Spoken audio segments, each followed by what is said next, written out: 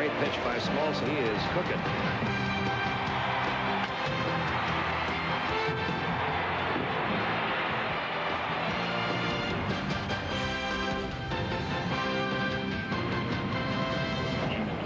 It is back to business for the Atlanta Braves, leaders in the National League East, as they take on the New York Yankees, leaders in the American League East.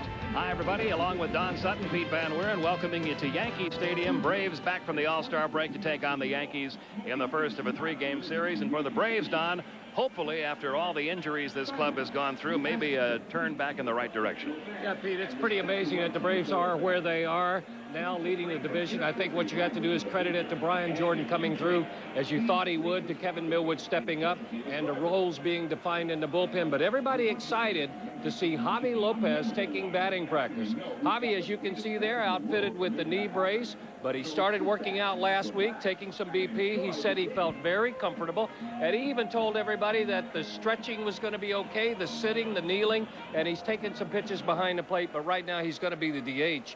And in this city, Pete, here's a ball club that's leading their division, but the numbers are down a little. There's some people disappointed in just leading the division. Yeah, and I don't really know how that can be, because when you have a year like the New York Yankees had last year, it's almost impossible to repeat that kind of success. 125 wins counting postseason. Maybe not this year, but they're still the leaders in the American League East and one of 2 co-favorites to go back to the World Series this year. Braves and the Yankees just around the corner. First of 3 from Yankee Stadium. All the action right after this.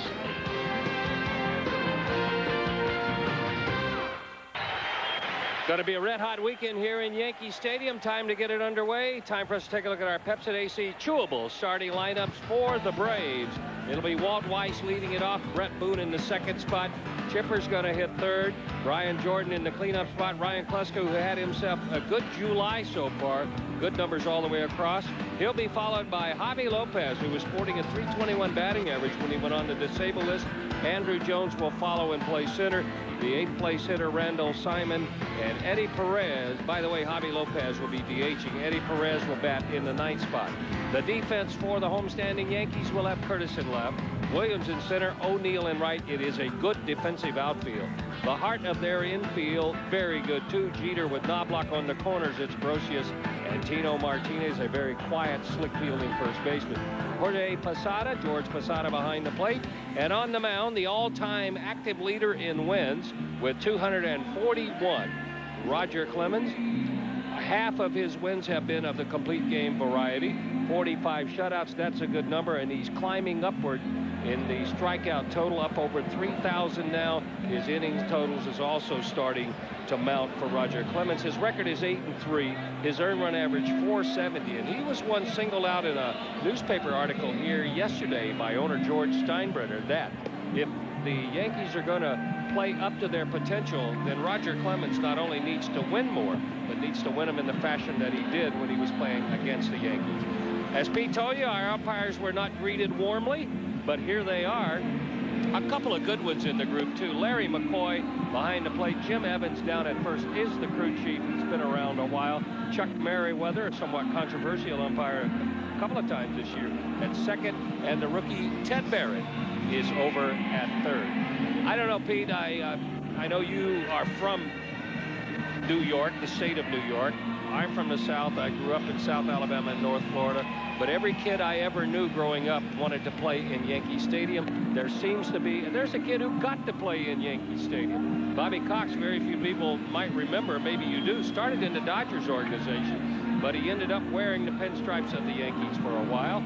And he, like so many of us, there is something magical about the house that Ruth built. Yeah, I think just walking into this place, when you walk into any ballpark, any major league ballpark, there are always pictures and plaques around of the heroes, but the heroes list here stretches a little longer and a little larger than it does in most ballparks. There's Monument Park out there in left center field, the likes of Ruth and Gehrig and Mantle and all the rest of the Yankee greats out there. And as you even walk into the press room here, the pictures on the walls are not the typical pictures that you see in baseball parks. When you see photographs of Babe Ruth, photographs of Lou Gehrig and Mickey Mantle and Whitey Ford and Yogi Berra, you realize some of the history of this place. And we are about to get this one underway, and it's a called strike to Walt Weiss as baseball is back from the All-Star break. Weiss, 242, a homer, 20 RBIs, 4 out of 32 after coming off the disabled list leading up to the break. He's hoping to get it going. in this second portion of the season. It's always referred to as the second half, but it really isn't the second half. The Braves have already played 89 games this year. They only have 73 more to go, so it's actually a little bit past the halfway point. 0-2 on Weiss. And that missed low and away. 1 ball, 2 strikes. Clemens' only start against Atlanta came a couple of years ago when he was with Toronto, and he lost it 3-0. Fastball, forkball, probably back-to-back his best pitches. He does have a pretty good breaking ball, but he throws a hard forkball. If he strikes out, you don't get the bat. Little roller to first. Martinez to Clemens, covering in time. 1 gone here in the top half of the first inning, and that'll bring up Brett Boone. When you're watching Tino Martinez, you're watching a guy like a Mark Grace, like a couple of the others that we see over in the National League. Very, very quiet. It's almost like he and Bernie Williams are almost two people completely out of the cast here. They don't fit the mold of the Bronx Zoo. Both very quietly two of the best defensive players in the American League.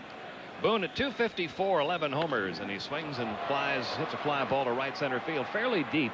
Williams and O'Neill converging. It'll be O'Neill making the catch. 2 men gone here in the top half of the first inning. So Brett jumping on the first pitch from Roger Clemens. 2 are gone. That'll bring up Chipper Jones, who was red hot going into the break and hopes to maintain that coming out of it. He was 11 for his last 22.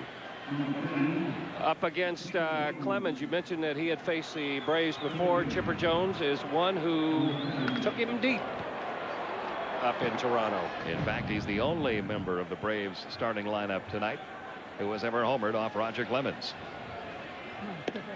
Upstairs, ball 1. It can get a little raucous here at Yankee Stadium, and some of the crowd already getting into the chants. It's one of the things that every player who comes here for the first time, and there are a couple of them here tonight. Brian Jordan, this is his first trip to Yankee Stadium. Also Randall Simon. That's the first thing they always talk about after their first game at Yankee Stadium is the crowd. Tough crowd to deal with, unless you're wearing pinstripes. And unfortunately, we will not be able to let you listen to most of the chants. No, unfortunately, we cannot do that. Or fortunately, depending on how you want to look at it. 3-0 now on Chipper Jones.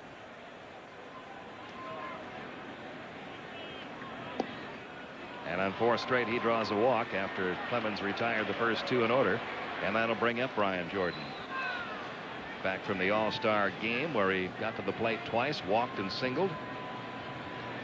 His only goal when he went to that All-Star game, which was his first, was if he got a chance to hit, to get a base hit, and he did that.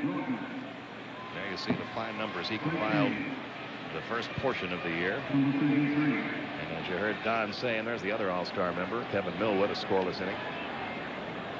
Brian Jordan largely responsible for the fact that the Braves are still on top of their division. Deep to right center field and off the wall. This could get a run in. Chipper Jones around third. They're going to wave him home, and he will score with no throw. Another RBI for Jordan. Braves jump on top 1-0.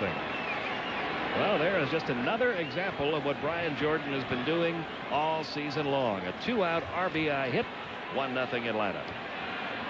Well, he hasn't missed a beat over the 3-day break. All that was a little tune-up up in Boston.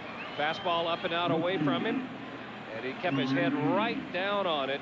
Yankees don't exactly play this like a stellar defensive ball club. A couple of cutoff men missed. 1, 2. And they are fortunate Brian Jordan didn't make it to the infield, were it not for Tino Martinez. Now Ryan Klesko, 303 with 13 homers. He had a 6-game hitting streak and still does. Going into the break. 1 for 4 in his career against Clemens. Runner at second, 2 outs, 1 run in.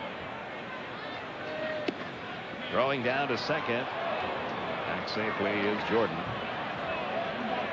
Count 2-0 on Klesko. I think from that I go up.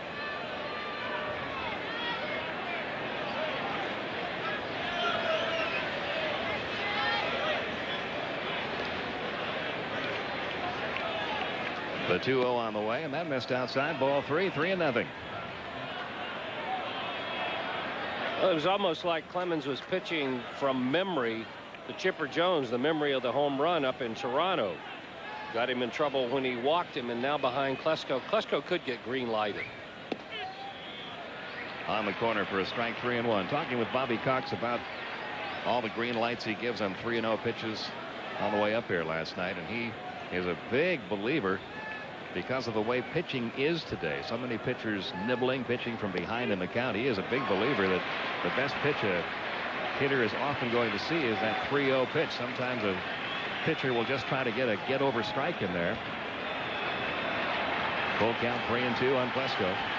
And I think what you have to do, though, is keep reminding your hitters it's an opportunity to swing. It is not a mandate. Here's the payoff pitch now to Klesko. Ground ball, right side, Knobloch. Watch the throw here. He's been having trouble with that. But he makes a good throw to first baseman Tino Martinez, and that's all for Atlanta in the first inning. Chipper Jones scores, and a Brian Jordan double. It's 1-0 as we go to the bottom of the first.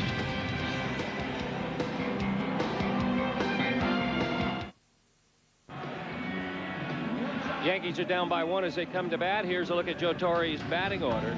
It's Chuck Knobloch to lead it off. Derek Jeter. What a year he is having. Good enough to make him second in the American League. Paul O'Neill will bat third. It's Bernie Williams in the cleanup spot. Great article on him in today's paper. Tino Martinez, Chili Davis, George Posada, then Chad Curtis and Scott Brosius, the batting order. Defense, Klesko, Jones, and Jordan in the outfield. Jones, Weiss, Boone, and Simon. And then behind the plate, it's Eddie Perez making his 20th start. We'd rather like to reflect that the last 5 or 6 starts, maybe even go back as far as 9, more indicative of the type pitching that Tom Glavine is capable of than the first 10. A 4-3 record, but a 282 earned run average, 414 earned run average for the year. It'll be Chuck Knobloch, Derek Jeter, and Paul O'Neill due up here in the bottom of the first. Braves with a run on the board. Now the Yankees go to work on Glavine. Knobloch 267 with 5 homers. And takes a strike from Tom, 0-1. Glavine 1-0 with a 1.06 ERA and 2 career starts against the Yankees.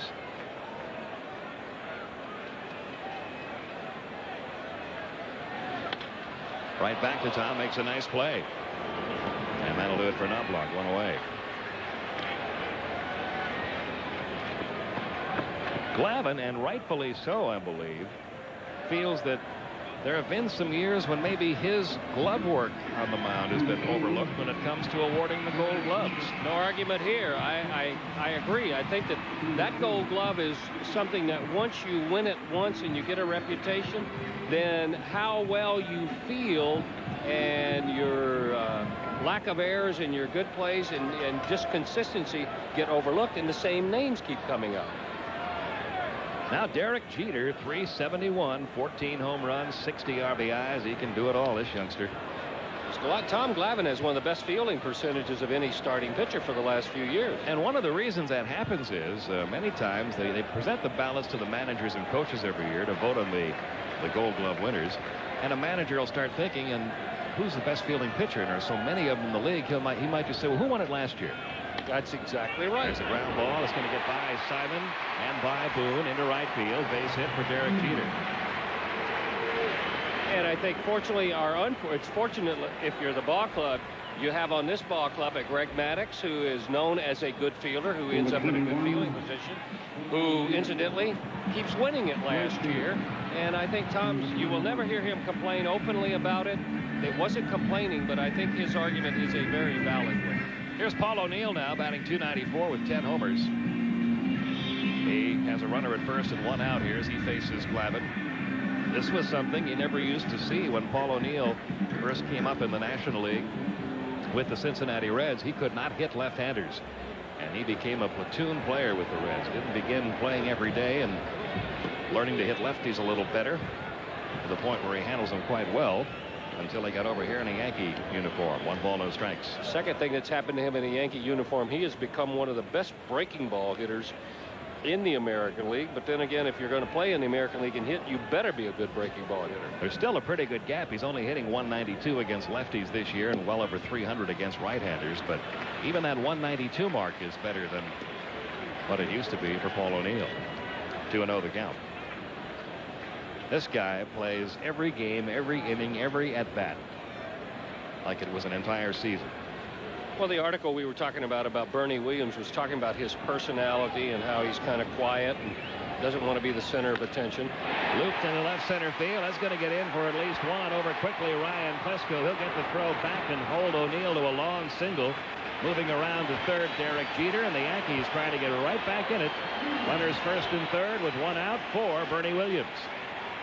But the statement made about Paul O'Neill is that he has to play every inning as though he's mad at somebody. There's that good hitting against left-handers you talked about. That's a pitcher's pitch. Previously in Cincinnati, he might have been bailing out on that, but he waits longer, gets better plate coverage, and takes what the left-handed pitcher gives him. 244 in his career now, Pete, overall. That's darn good. Here's Bernie Williams now, batting .336 with 13 homers, 52 RBIs. New York Times had an article in there yesterday by Murray Chass talking about the All-Star game and how many big names who you almost always see there every year weren't there. Tom Glavine, John Smoltz, Greg Maddux from the Braves, Bernie Williams from the Yankees, Kevin Brown wasn't there, Barry Bonds wasn't there, Craig Biggio wasn't there. There are a lot of All-Star names that weren't in the All-Star game. Ball one, low and away to Bernie Williams.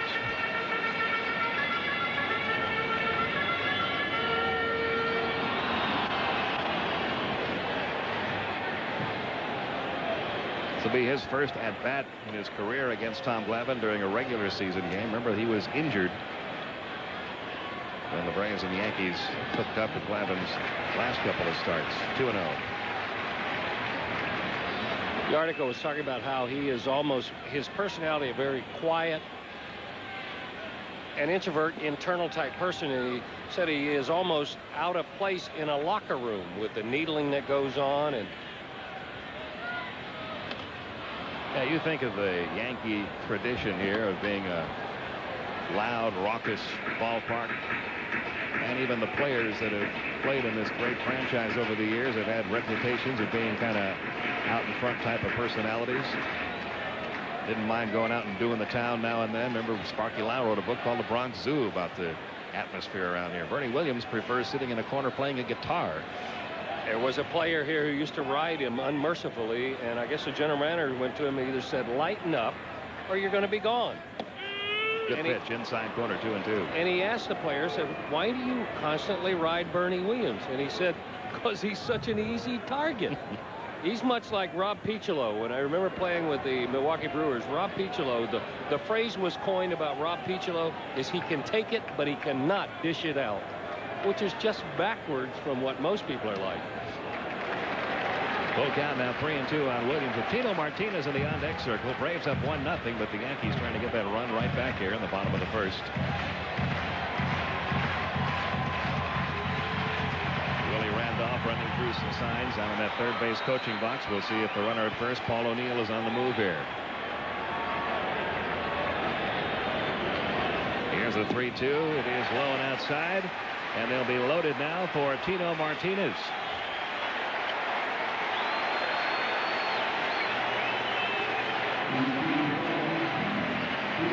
Martinez, 280, 14 homers, 54 runs driven in. 1 for 7 lifetime against Glavine. When you talk about guys who can hit left-handed pitching, I don't know what he's doing this year, but there's only about 5 or 6 points different for him in his career, and he's about a 280 career hitter. Not bad this year, 236 against lefties. Just up over 290 against righties. The Yankees haven't faced many left-handers this year. They have played. This is their 88th game. This is only the 15th left-handed starting pitcher they've faced. That's a very low percentage. Well, you'd be hard-pressed to name 4 or 5 good ones in the American League. Bases loaded, 1 out. 1 ball, 1 strike on Tino Martinez.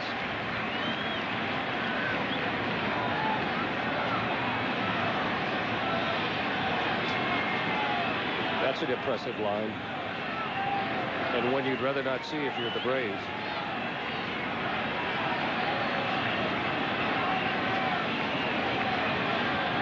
Here's the 1-1 on the way. In the air to left field. Klesko coming in. He's under. He's got it. Tagging at third. Derek Jeter. Here comes the throw to be cut off by Chipper Jones. We're tied 1-1. So Martinez drives in his 55th run with a sac fly to left. 2 men gone, a run in for the designated hitter, Chili Davis.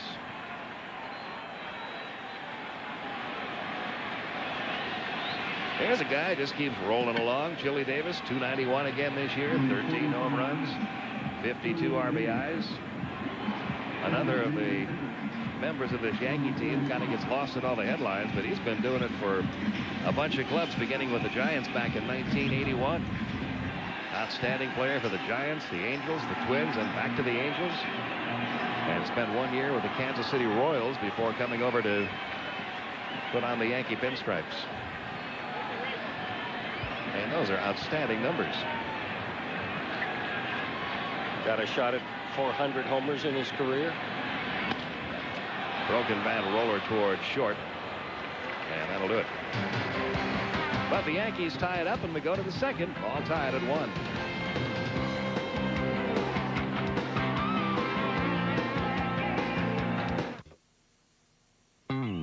This copyrighted telecast is presented by authority of the Commissioner of Baseball and may not be reproduced or retransmitted in any form, and the accounts and descriptions of this game may not be disseminated without express written consent.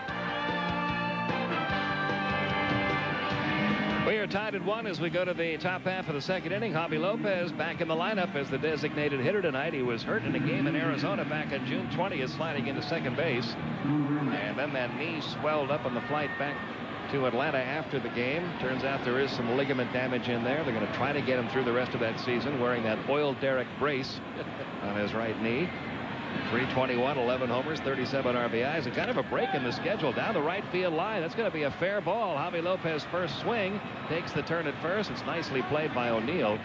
He'll hold him to a single. I was about to say, Don, kind of a break in the schedule coming back out of the All-Star break for Javi Lopez, that number one, the Braves are back in interleague play and on the road, because he can try out this part of the game first before worrying about the catching. Right, 6 games where he can hit, run, get back into the feeling of that, and then he will be in a nice warm place when he starts to catch again if he tries it down in Florida. Andrew Jones, 270 with 16 home runs and 50 RBIs. 2 hits now for the Braves off of Clemens, who ties up Jones with an inside fastball 0-1. Tell you one thing about Javi Lopez. I asked him last night on the way up here, "You're going to try to play in New York?" He said, "I'm not going to try to play. I am going to play." He is determined to get through this season with no surgery. Back out of play 0-2. He got a pretty nice endorsement from Chipper Jones, too, about his coming back. And because Chipper Jones was saying he doesn't think that there's been anybody on the ball club better in the clutch or better with runners in scoring position after the 7th inning this year than Javi Lopez. That's a pretty good endorsement from a guy who's pretty good in that situation himself. Look out. Tried to come up and in on an 0-2 pitch, and he hit him right in the back of the left shoulder. Jeff Porter coming out to see if Andrew is okay. He kind of flinched a little, but he's trying to shake it off as he heads down to first.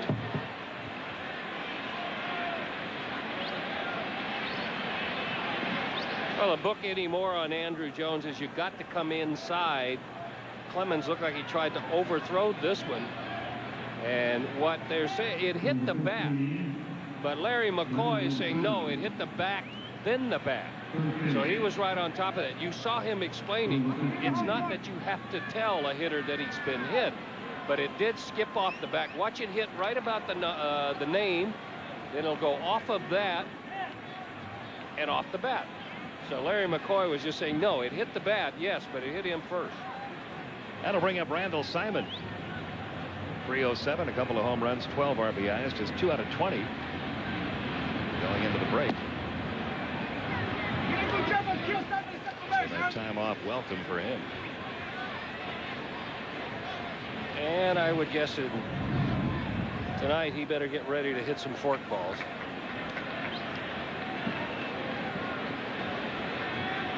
The 1-0. Roger Clemens not particularly sharp with his control in the early going. He walked Chipper Jones on 4 straight, got behind a couple of other hitters in the first inning. He hits Andrew Jones on an 0-2 pitch. Well, now it's 2-0 on Simon. I've seen him pitch on TV a few times this year, and they were much more aggressive. Tonight, a little more tentative. He is coming off back-to-back great seasons with Toronto, a 20-game winner last year, a 21-game winner 2 years ago.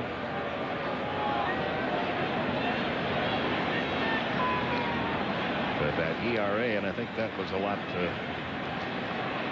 about what George Steinbrenner was talking about. The ERA way up this year, 4.70, and in some cases not getting very deep into games.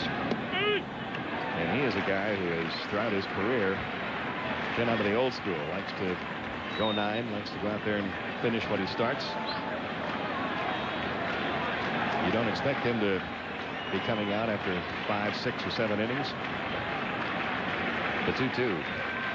I think he went. He did. Simon out of there on strikes. That's hard to do. It's only the 12th time he has struck out all year. And he almost held up in time, but Clemens with an excellent fork ball. He throws that really hard.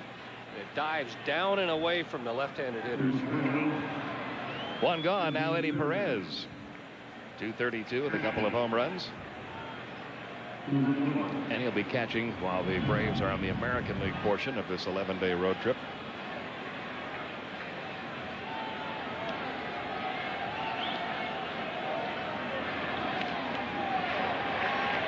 With Javi Lopez back in the lineup tonight. Some good news tonight from Jacksonville, where John Smoltz pitched an inning. Second inning of the first game of the Greenville-Jacksonville doubleheader. He worked a scoreless inning. Faced 3 hitters, threw 15 pitches, got 2 groundouts, 1 strikeout. The next step for Smoltz, see how it feels in the morning and where to go from there. But the initial test, a good one, as the results were good.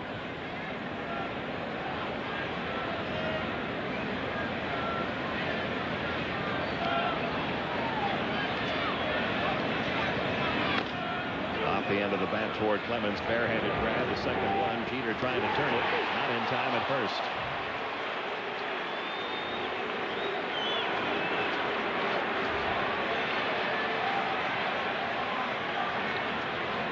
Good play by Clemens.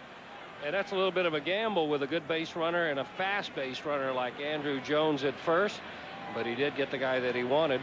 And I think Andrew was looking for a chance at a little payback there. A little hard slide at short. At the shortstop. So 2 away now. Lopez had to stay put at third. Runners are still at first and third, and the batter is Walt Weiss. Grounded out to first, his first time up.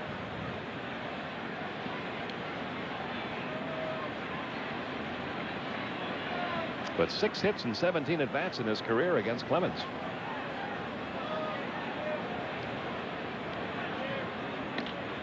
On the ground to second, Knobloch.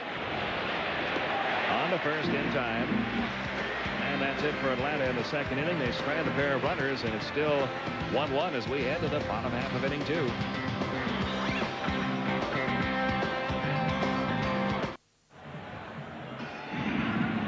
It's a 1-1 ball game as we head to the bottom of the second. We were talking about Bobby Cox having spent some time in pinstripes, and we've gone to the archives. There's a look at a young Bobby Cox, who played third base here. I believe it was in 67, 68 he played. He came from the Dodgers to the Braves organization and went with the Yankees. Beat out Mike Ferraro for the job. 68, 69, a .224 batting average.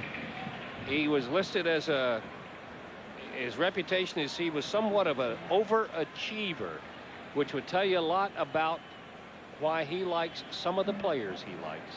Jorge Posada leads off here in the bottom half of the second and takes the first one low, ball 1.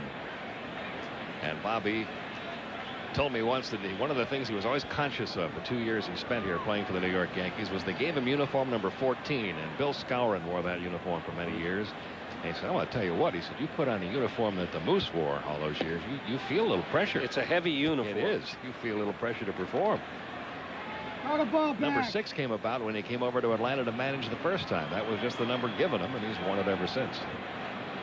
Whether it was in Atlanta or Toronto, but 14 was the number he wore when he played. Here's the 2-0 pitch to Posada. Outside corner, 2-1. Well, Clete Boyer wore that, so that was a pretty heavy number. That was too. You got that right. As Bobby said, you don't really get to pick a number when you come to play in the Yankees. Most of them are retired. Take what they give you. Ground ball beyond the reach of Simon and Boone again. That's almost a carbon copy of Derek Jeter's hit in the first inning. Hit number 3 off Glavine.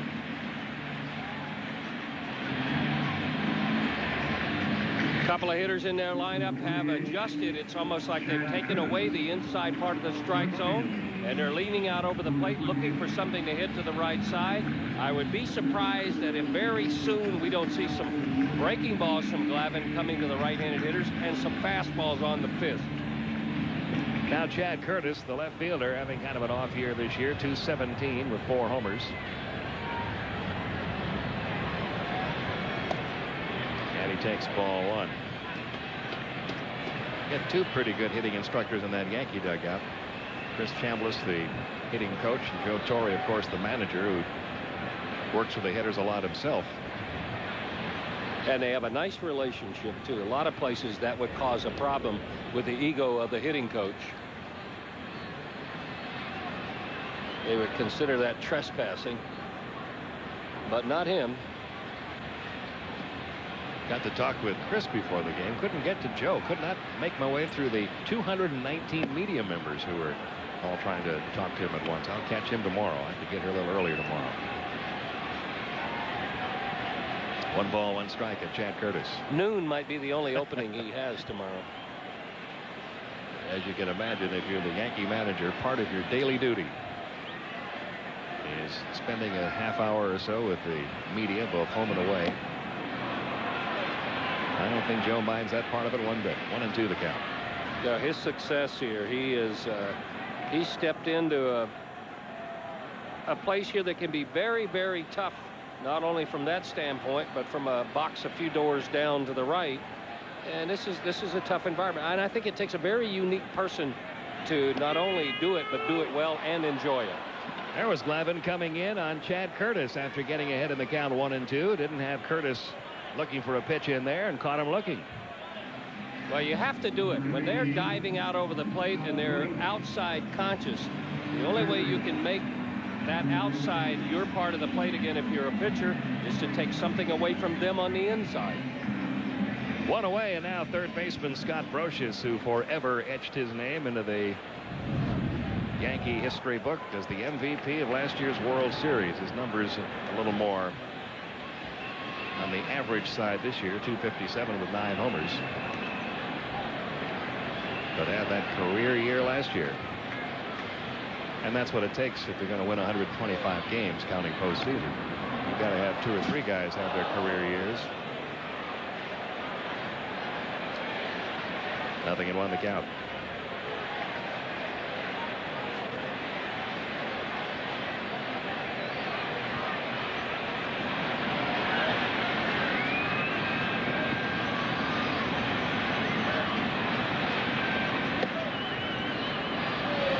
Just to show you the kind of year it was for Scott Brocious. This was a spot in the batting order he occupied for a good part of the year, the number 9 spot in the order. He drove in 98 runs, and he was hitting 9th almost all year. 8th once in a while. Sometimes they'd move him up, but usually it was 8th or 9th. Thrown to first by Perez. That'll get Posada scooting back to the back. Count 2-1 on Brocious. That also tells you that 6, 7, and 8 were on base a lot, too. Yes, it does. It was a tough lineup. I remember last year after the series was over, the inevitable question, I guess, that comes up when you win that many games. Was it the greatest all-time team ever? In the air to right. He took a shot the other way, but got it up in the air, and Brian Jordan there for the catch. 2 gone.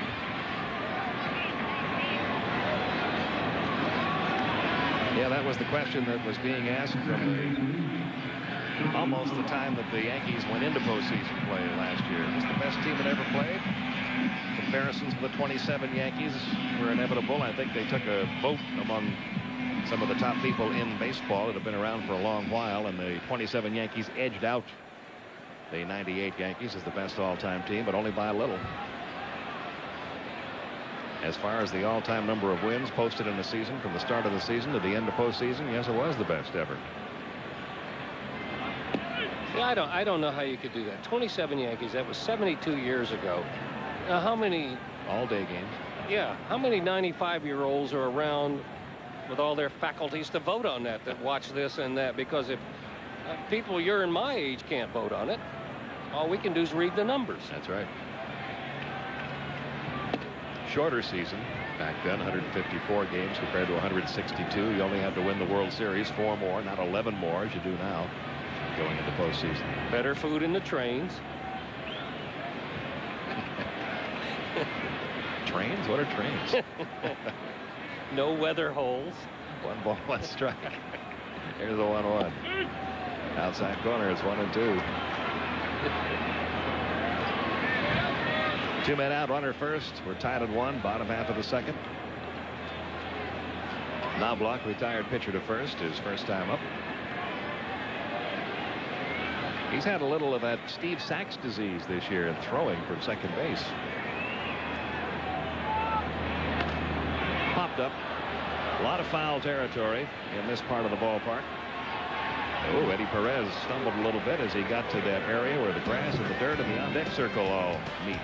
But he was able to hang on and make the catch. And that's it for the Yankees in the second. We're going to the third, still tied at 1.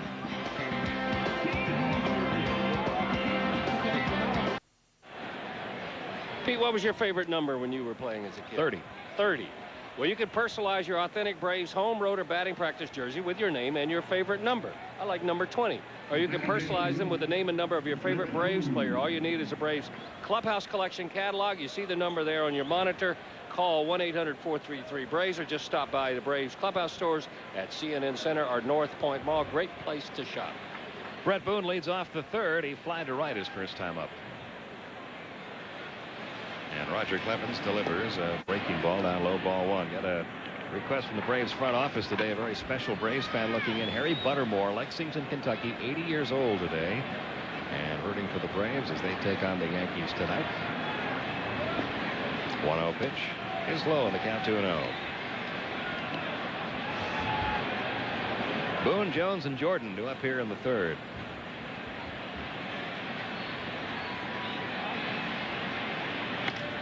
In the air to right field. Back goes O'Neill to the warning track to make the catch. 1 gone. Now you could ask Harry. Harry would have been 8 years old during the 27 Yankees. Right, so see? he's a guy that would have a valid opinion. Well, they're doing that a lot this year because it's the end of the 1900s, and you've got the all-century team that's going to be voted on now, which is going to be a lot of fun for the fans, I think. And you've been seeing these stories run in all sorts of publications about the 10 greatest teams, 10 greatest players, 10 greatest moments, and whatnot. So there's a lot of talk and a lot of comparisons going on, but it really is hard to compare players from different eras. Long as we remember that it's fun to debate and it's just an opinion. Well, that's what makes the game. That's what the game it is. There's a foul ball back, 1 ball, 1 strike. There are very few absolutes. If you didn't know that Babe Ruth hit 60, and if you didn't know that Roger Maris hit 61, it wouldn't have made any difference that Mark McGwire hit 70 last year. You got to know those things first to make the other things important. 1 ball, 1 strike, and Chipper. He walked and scored in the first inning. 2-1.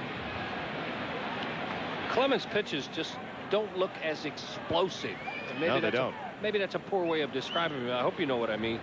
Because watching him pitch earlier this year and having seen him pitch against the Braves before, it seemed like when the ball left his hand on 3 pitches, it just exploded. That sharply hit, but Jeter has a great glove over there. And he throws out Chipper 2 away. But there's not the extra life or the extra crispness on his fastball near the plate or the extra dive on his forkball or split finger near the plate. 2 gone for Brian Jordan. He doubled in a run his first time up. A lot of strikeouts. He had that 13 strikeout game, did Clemens, back on June 17th against Texas. And then a couple of starts later, he pitched a complete game shutout, struck out 8 against Detroit. But his last 2 starts before the break, he was knocked out in the 7th inning by Baltimore. Lasted only 6 innings, gave up 5 runs against the Mets. Only had 4 strikeouts in each of those 2 games. So the last couple of starts before the All-Star break, not typical of Roger Clemens' starts.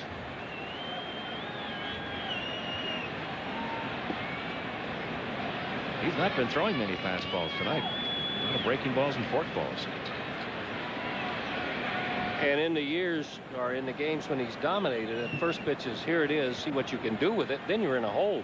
Because normally the best you can do is foul it away. That missed high in the count, 3-0 on Jordan. But tonight it looks like it's more, he's really trying to work at locating his pitches.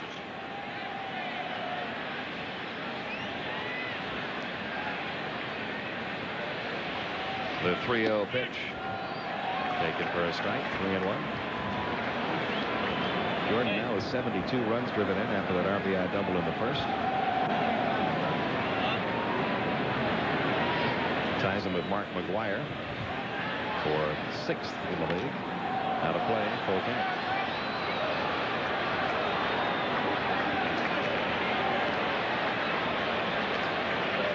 A run, 2 hits for Atlanta. A run, 3 hits for the Yankees. We're in the 3rd.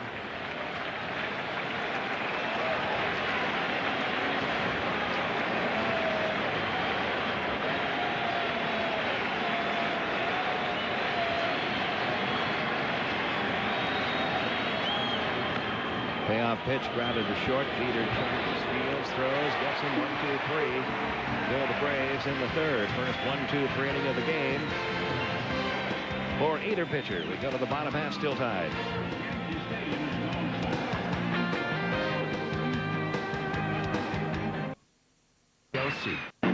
Bottom of the 3rd, 1-1. The only run scored by the man you're looking at there, Derek Jeter. Not only is he very talented, but a very popular player, one of the most popular to ever come through Yankee Stadium. And I guess I don't get it, Pete. All he has is talent, good looks. Well, doesn't really have anything going for him except the 2nd best batting average in the American League. He is quite a player, and he is the kind of guy you would like to have as a relative or a friend. His reputation is that he is genuinely a very nice guy as well as a great player. Only 25 years old and already a top star in this game. He leads off here in the bottom of the 3rd. A base hit and a run scored, and that average up to 373 now for the year. 126 hits, 125 already. No ball and no strikes. 125 hits in 86 games.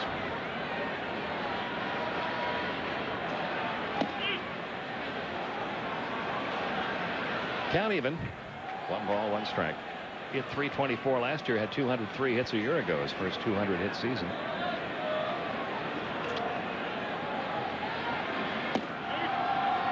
Good pitch. 1 and 2. Lavin is doing just what we suspected he might do. He is making right-handers inside conscious, and he's not waiting to 2 strikes to do it now.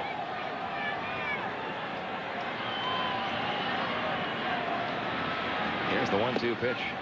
Missing inside. All those people, Pete, who can pick the best team of this century, I have a question for you. Pick the best shortstop in the American League of '99. Right now, yeah. Exactly right. That was the dilemma for Joe Torre in the All-Star game. Walt Weiss on the first. Good throw against Jeter. Had to really short arm that throw and get it there in a hurry. Well, it's another trademark of Jeter's, is that he is always hustling. He gives you a flat-out effort where it's playing defense. Right now he's shaking his head because he knows he chased the pitcher's pitch. Head down, never looked back, ran through the bag and not jumped to it. So his disappointment was that he swung at a pitcher's pitch. But you'll never hear anybody complain about lack of hustle. Talking about those American League shortstops, Jeter came into the game at 371. Nomar Garcia-Parra at 366. O'Neill grounds 1 to short. Weiss on to first. 2 gone. Guy considered the best defensive shortstop in the league, Omar Vizquel of Cleveland. He's hitting 328 going into today. And the guy that was ahead of Derek Jeter, he's playing 3rd base this year, but Tony Fernandez originally and for most of his career as shortstop, he's up at the top of the league, 372, playing 3rd. And we haven't even mentioned Alex Rodriguez. Haven't even gotten his name in there yet. He was another one that was not in the All-Star game. Well, 2 away. Here's Bernie Williams, walked in the first. It goes in cycles, though. A couple of years ago, weren't we talking about all the good first basemen in the National League? Now it's the good shortstops in the American League. 1 ball, no strikes to Bernie. Bernie a walk in the first. 336, 13 homers.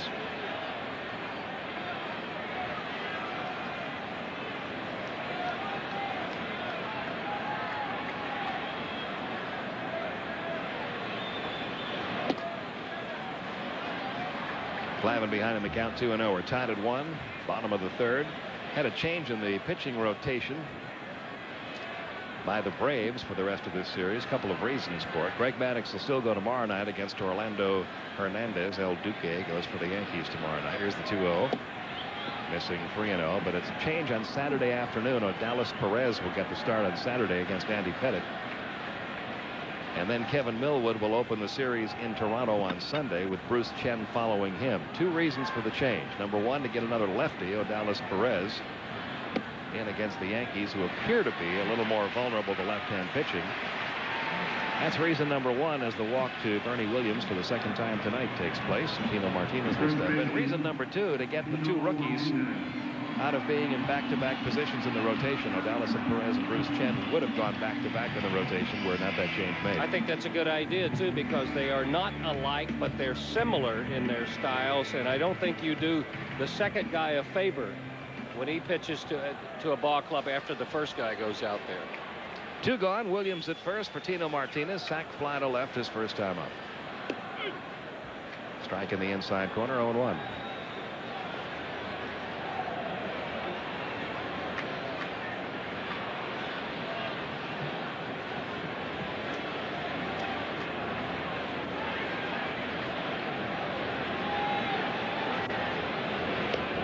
This guy is often referred to as a ball player's ball player.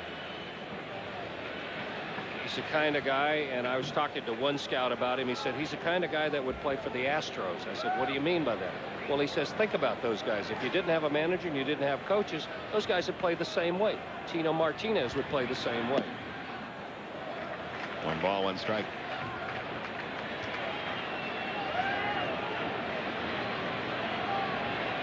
Got 199 career home runs now. 1 shy of a milestone.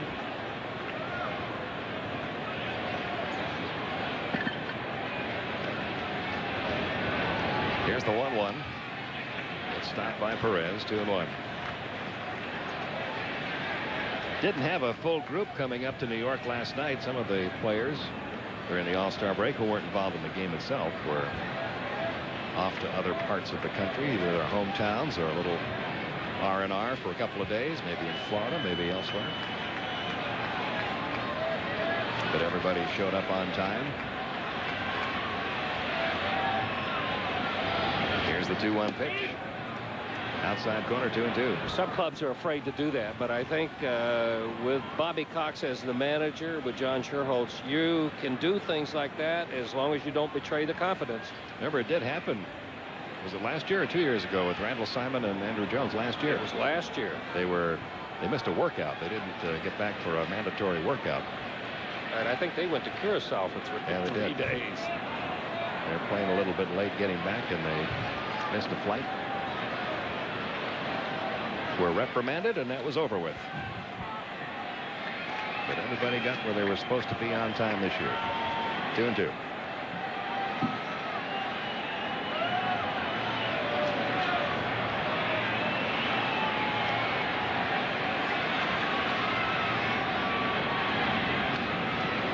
Still 2 balls, 2 strikes. And I guess you were boxing. Yeah. Got it finished, though. Attaboy. Got it finished. Moving is fun. If I ever see one of those trucks again. The graffiti over that is going to be yours. 2-2 on Tino Martinez. Runner on the go. Pitch is swung on, missed. Strike 3. Second strikeout of the game for Tom Glavine. We have completed 3, and we're tied 1-1.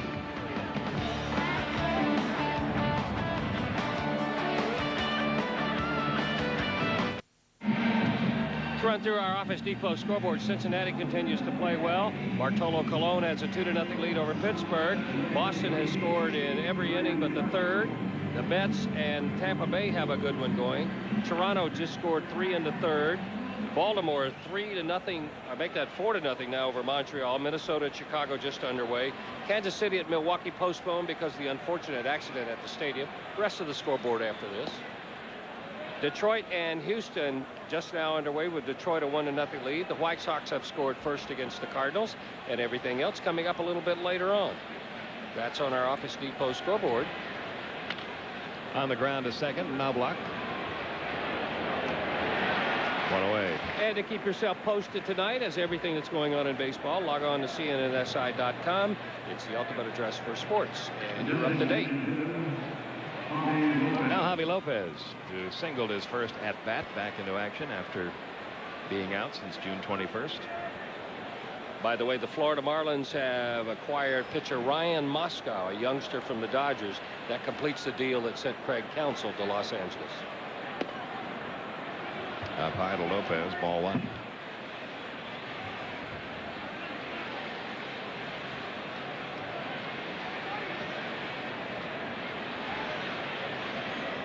Seven in a row retired now by Clemens. Another transaction I'm not too sure he's going to be happy about. Brian Fulmer's been recalled by Montreal from Ottawa. Hopefully for longer than 3 days. Yeah, he's been back and forth a couple times, and not for long. Here's the 2-0 pitch. Lopez grounds one right to the third baseman, Brocious. And Javi retired 2 away. Not a power ball game for Roger Clemens. He's getting a lot of ground outs. I think the only 2 fly ball outs have been by Boone, and they've been on pitches up out of the strike zone, and they've been to O'Neill and Wright. How to bring up Andrew Jones, hit by a pitch his first time up, got hit on the left shoulder by an 0-2 Clemens pitch.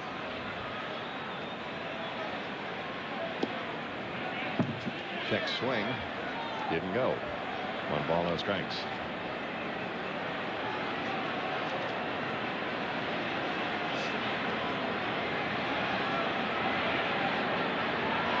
The 1-0. Grounded foul off to the left. 1 ball, 1 strike.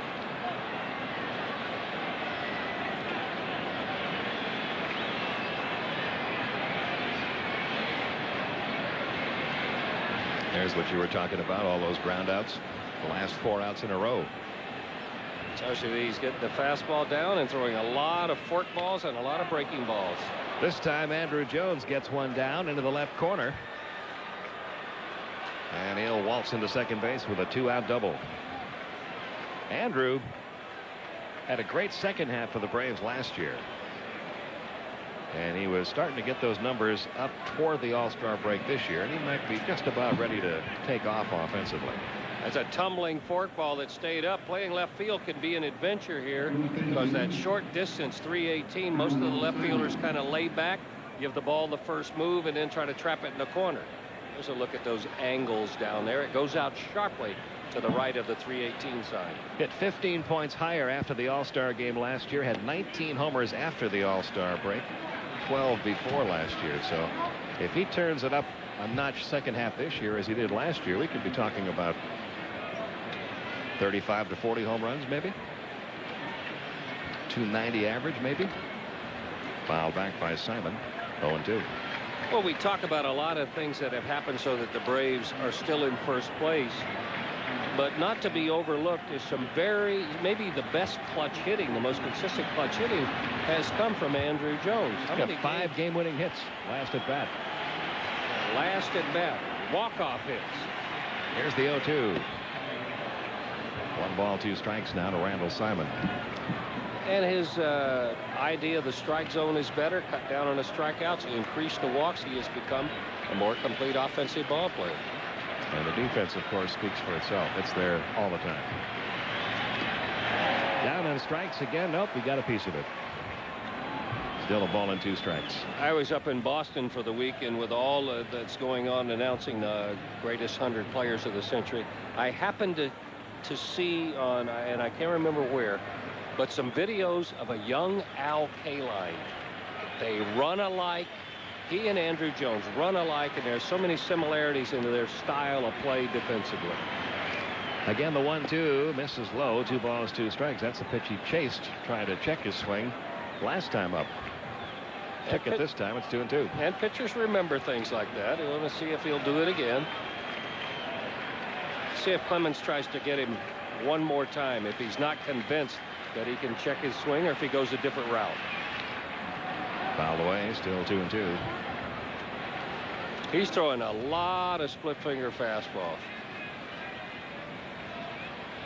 Posada out for a word. Randall Simon, we told you, his last time up, tough to strike out. That strikeout back in the second inning, only the 12th time he has fanned all year. And one of the reasons is he commits so late. He doesn't have one of those big swings that starts early. Nor does he have a long stride. Puts his foot up. Puts it back down pretty close to where it was. 2-2. Upstairs, 3-2.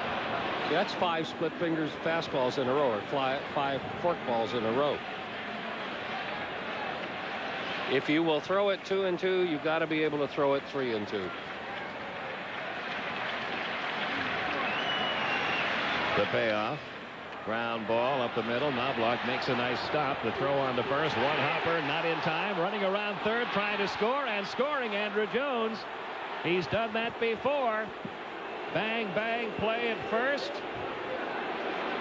Andrew Jones, the runner at second, never stopped coming around third. Joe Torre out to question the call by Jim Evans, but it's the base running of Andrew Jones that gives the Braves the lead.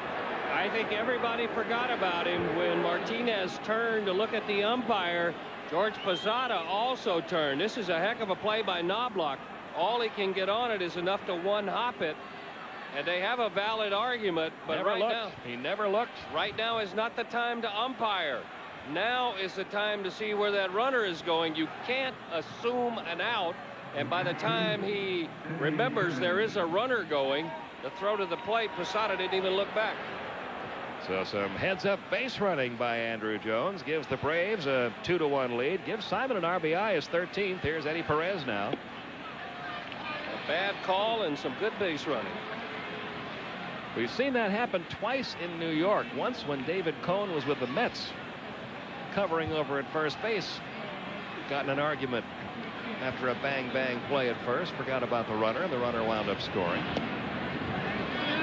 And now here at Yankee Stadium, it's Tino Martinez who took his eye off the runner and forgot the situation. And Andrew Jones took advantage of it. 1-1 the count on Eddie Perez.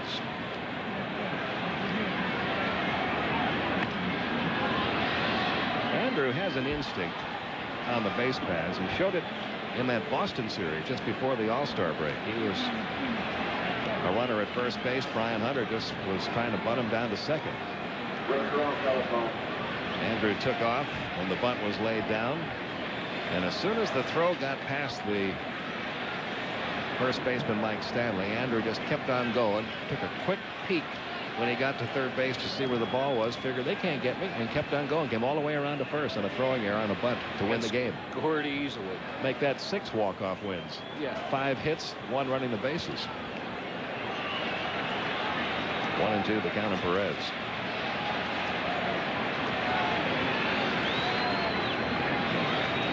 There goes the runner. Pitches on the inside corner. Strike 3 call. Doesn't matter. That's a strikeout, and that's the 3rd out. For Clemens, his 2nd strikeout of the game. But the Braves on some heads-up base running by Andrew Jones take a 2-1 lead as we head to the bottom of the 4th.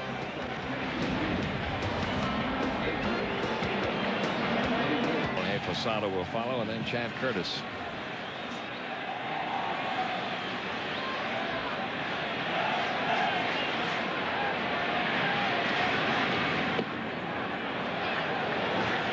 A ball and no strikes on Chili Davis.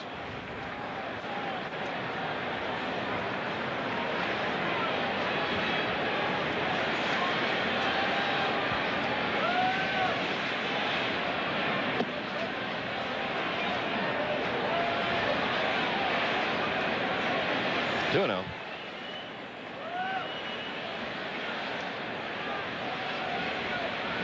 Hitting is the topic of discussion. Out of play right side. Count goes to 2-1.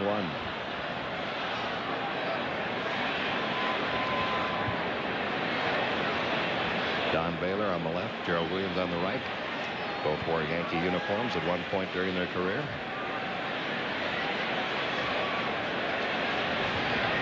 I remember when the Braves tried to get Gerald Williams back when he was a rookie.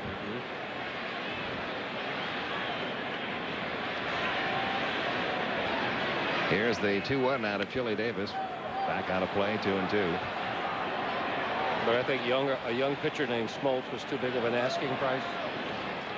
I think it was Jeff Blauser that the Yankees were interested in at that time.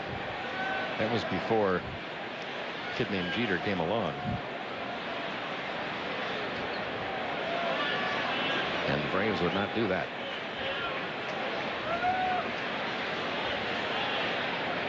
That was back when Bobby Cox was general manager. Joey Davis caught looking. He's gone on strikes. Third strikeout for Glavine, and he's gotten those strikeouts by coming inside. Hitters will tell you the first time around usually what they're thinking, and everybody in this lineup looking out away.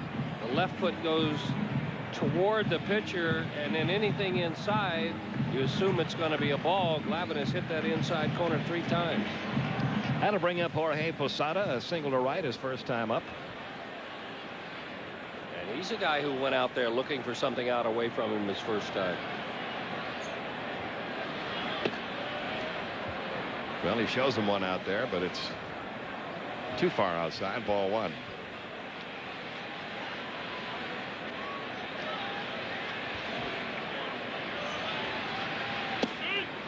Off the corner, 1 ball, 1 strike.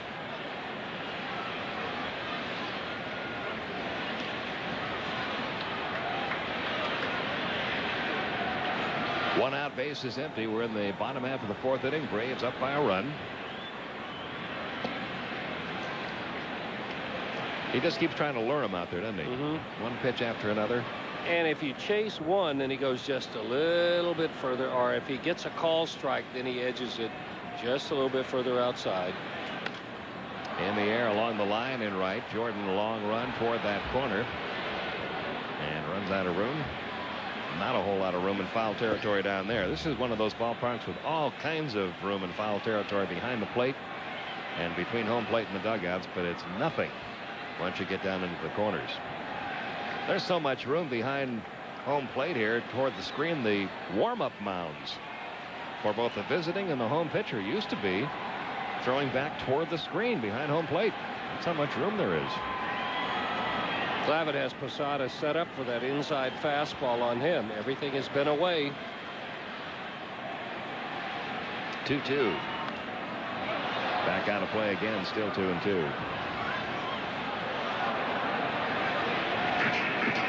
Now that used to be something that happened in a lot of ballparks, Pete. The warm-up mounds would be right about where the on-deck circles are, right where you see Chad Curtis loosening up. The mound would be right in the right corner of your picture, and then home plate would be back there, and the 2 catchers would be about 40 feet apart. I can remember going to minor league games, AAA games up in Rochester, where that was the situation, and that was the hecklers really had a field day. Rochester and Buffalo had a great rivalry back then. Whenever Buffalo came to town, all the Red Wing hecklers would be whoever the Buffalo starter was that day. Right down there behind the dugout, just hollering at him and telling him what kind of day he was about to experience. But I remember, I came here as a kid, remember those mounds, they were out a little further, almost throwing directly in toward the screen. This ballpark has undergone a few changes, but not that many. Had that one major overhaul where they changed some of the seating. Move the press box area up a little bit. I'll bet some of the Braves fans who used to go to Atlanta Fulton County Stadium will remember when we used to warm up there about halfway from front of the dugout back into the corner by the screen. I think Philadelphia was the last ballpark I remember, even at Veterans Stadium. They had that warm-up mound right out there in front of the dugout. Here's Chad Curtis. But you still get that same look here at Yankee Stadium. It's a little bit different than it used to be, but the dimensions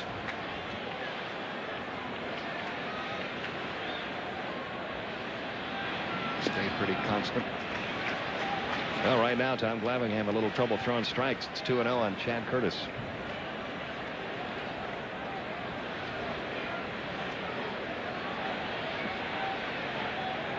That's what will always let you know it's Yeah. Yankee Stadium. Runner on the move, one hopper back to Glavine, goes to second, got him there. Weiss on to first, got him there. Double play.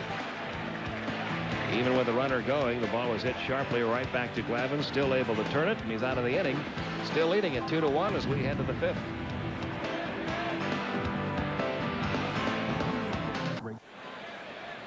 The Lights of Manhattan. And a reminder of our Aflac trivia question. The last two AL Cy Young Award winners to be traded before the start of the next season. Did you remember that Roger Clemens was traded here last year to David Wells deal, and David Cone won the Cy Young with Kansas City in '94, traded to Toronto the next season for 3 young players.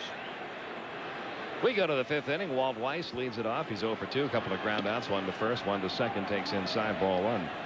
This is a different looking schedule after the All-Star break this year. We come to New York to open up this series with the Braves and the Yankees. And normally after an All-Star break, you would go to a city and play a 4-game series, Thursday, Friday, Saturday, Sunday. Not the case this year.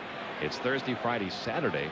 And after the Saturday afternoon game, the Braves will travel to Toronto, open a series there on Sunday, which is very unusual. Day game Saturday, day game Sunday. I'm really sorry we're not going to be here on Sunday, because it's going to be Yogi Berra Day here at Yankee Stadium. They're going to honor Yogi. A lot of his former teammates coming back. And there was a long time when Yogi Berra refused to come back to Yankee Stadium, but the gulf between the chasm between him and George Steinbrenner has been mended. They are now good friends, and it would be a great day to be a part of. Yes, it would be. 2-2 on Weiss.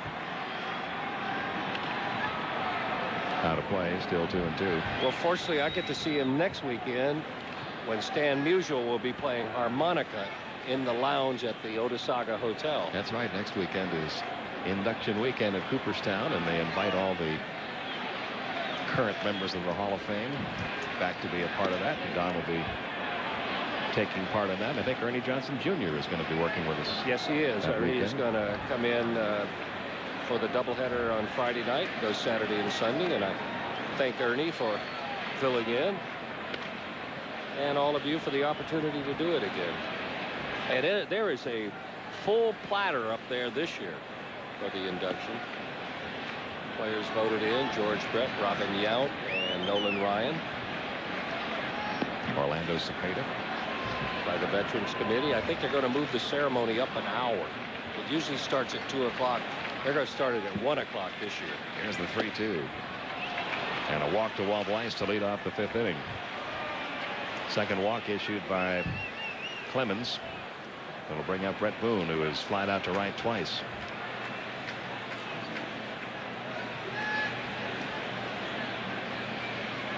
I don't know how you did that. You get 1 weekend off, and it's our only doubleheader of the year. How do you swing that? Good bidding.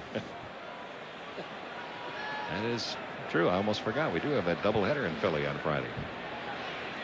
1 week from tomorrow, not tomorrow night. 1 ball, no strikes, and Brett Boone. I guess I could say, well, I have an umpire's vacation schedule, but I don't think that would be a good thing to say nowadays. No, that umpire situation, not very pleasant right now. And I don't know what the outcome's going to be. I don't know as though the umpire's bluff may get called this time. Well, there's it's the timing, they say, is everything. And I think the timing of this was absolutely atrocious. They've got contracts to work to the end of the season, work through postseason, then deal with it. Right. And it's at a time when I have never seen anybody as fired up as they were about all of the activities surrounding the All-Star game. That was a great 3 days in Boston. Ted Williams returning to Fenway Park and all the adulation he experienced with all those other great stars around him. Throw to first by Posada. Almost got Weiss. He can throw, and he likes to throw. You're watching 2 guys tonight, Eddie Perez and Posada, who both, if you take an extra step at first, they welcome the opportunity to gun it down there. Close, a little bit lower thrower, a little bit lower throw, and Martinez might have had a shot at putting a tag on him. The count 1-2. Now it's even 2-2. But according to a statement I heard Richie Phillips make on one of the newscasts today, it's not a threat to resign on September 2nd. The umpires have resigned effective September 2nd. And if the umpires are going to continue to work Major League Baseball is going to have to strike a deal with Umpires Inc., which is a new corporation that has been formed. And if they don't strike a new deal with that corporation, the games will go on. but these umpires won't be there. And that's a terrible risk to me for an umpire who has gone through all of the minor league travel and all of the years it takes to get to the major leagues, and then the years of staying here in the major leagues and all the benefits they've earned over the years, including vacation and much higher pay. And if you're willing to risk that because you think baseball's going to cave in again, that's a gamble. That's a big gamble, and I'm not sure how the outcome is going to be this year. Well, to quote Sandy Alderson, under whose bailiwick this falls, that's either a threat to be ignored or an offer to be accepted. And one of the two will happen. 3-2 now on Brett Boone. There was a column in the New York Post today by Tom Keegan, which I thought was especially good. And there was one line in that column which I thought was especially good, addressing the umpire situation, and it was simply this: honorable men honor contracts. These umpires have contracts through the end of this season. That's it in a nutshell. 3-2 on Brett Boone. The runner going. Ball 4, another walk, first and second. See, this is not the aggressive, dominating style of pitching that we're used to seeing from Roger Clemens. We're used to seeing him go right after the hitters. Devil may care, jump on it if you can. I dare you to hit this. Tonight it has been one split finger after another, and the fastball, it's been location, move it around. You know, he's pitching tonight like a lot of us had to, and like we're not used to seeing him do. Maybe he's reached that stage in his career where he's having to do this, or thinks that he has to. Pitch to Chipper Jones, ground ball out toward second. Great stop. Knobloch to Jeter in time, to first, not in time. Knobloch with an outstanding stop, saved a run. Joe Torre coming out again to argue with Jim Evans, and those fans in that box seats right behind first base giving him some lip too. Well, we'll have to take a look on this one. I know the first one was a valid argument. The first one wasn't even close. This one, that is a great play. And getting it to Jeter, who unloads in a hurry. Here's the tail end, and he may have another valid argument. That argument a little more heated than the first one was.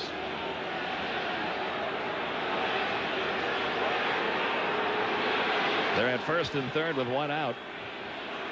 Here's another look. That is a great play. Watch how quickly Jeter unloads and gets a lot on the throw. And the fact that Chipper Jones was batting left-handed against Clemens, the difference in that one. If he's in the right-handed batter's box, that's a double play. So they're at first and third now with one out for Brian Jordan. He doubled in a run in the first inning, grounded out to short in the third. Well, you got to ask yourself now, do we bring the infield in or we leave them back? Looks like it's going to be low scoring, because you know if you leave them back, it's because you think you can get a double play, and there are very few who get out of the right-handed batter's box as quickly as Brian Jordan. He's only grounded into 4 double plays this year. First pitch to him. Came inside, ball 1.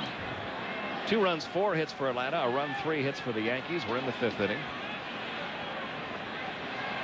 That's a big run for Clemens to try to save at third. And about the only way he's going to do it is with a strikeout, and he hasn't had the strikeout pitch tonight.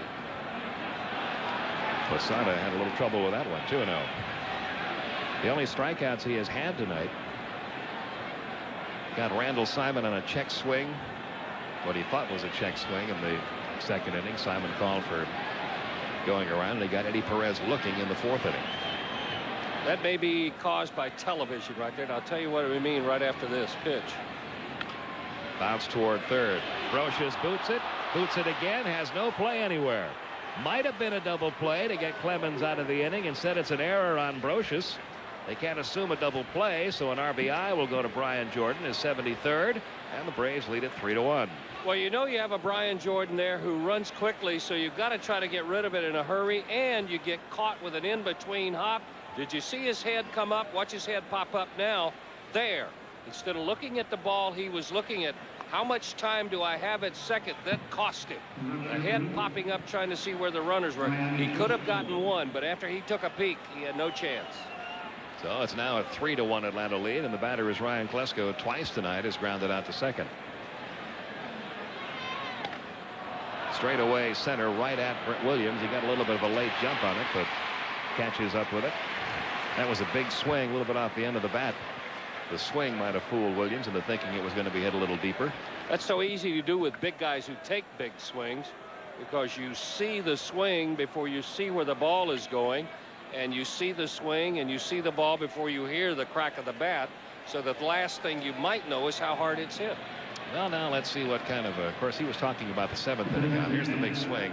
Let's see where the ball is hit right off the end of the bat. Big swing, heavy follow through, but the ball right on the tip. Chipper Jones talking about Javi Lopez in the clutch after the 7th inning. Let's see how he does before the 7th inning here. First and second, 2 outs. And that runner at second is Chipper Jones. Javi, a single and a ground out to third tonight. His first game back, he's DHing.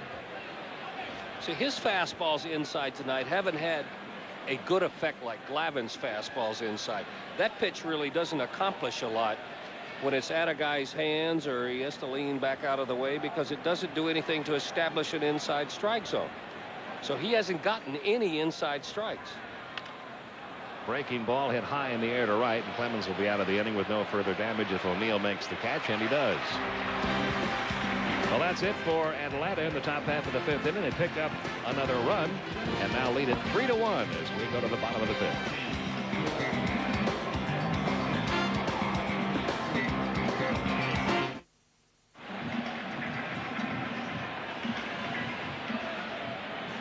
Hi again, everyone. Joe Simpson, Skip Carey with you from Yankee Stadium. 3-1 our score. Pretty good ball game. The Braves running game has paid off tonight. It has, and I think they've taken advantage of a night where Roger Clemens is not real sharp too. He's been behind in the count a lot. He's gone to a lot of 3-2 counts, and the 2 walks last inning led to a run for the Braves without the benefit of a hit. Scott Brocious leads it off and comes up empty, 0-1. Chuck Knobloch on deck. 3-4-0 for Atlanta, 1-3-1 for New York.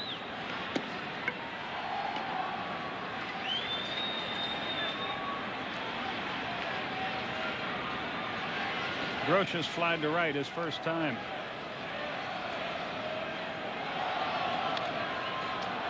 And he's behind 1-2. Well, Joe, I wonder who the first player is going to be, or manager or coach, to get thrown out of a game when an umpire makes a call they don't like, and they say, geez, I wish it was September 3rd. 2-2, the count. Might have been tonight.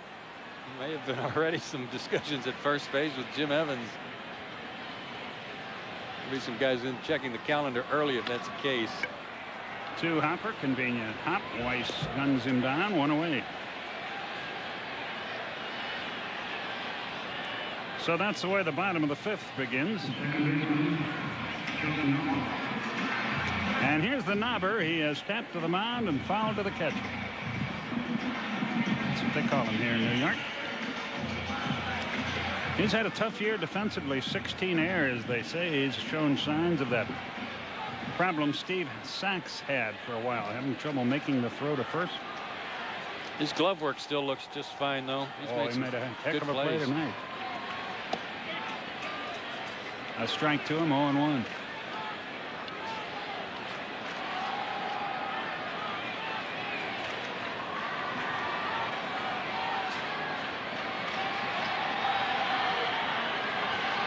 Same 2 teams tomorrow night, same time.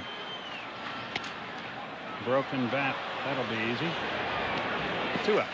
It's nice tonight for Tommy, as he's had several of those balls that have been hit off the end of the bat, not necessarily back to him, but an indication that hitters thought they had a good pitch to hit, only to have the ball fade off to the end of their bat like a changeup that was maybe just a little bit off the plate. That's a good sign for him. Here's this stiff the Yankees got playing shortstop. How does he stay in the lineup? I don't understand. Sitting about 373, 14 homers, 60 RBIs, 15 stolen bases. Terrific field.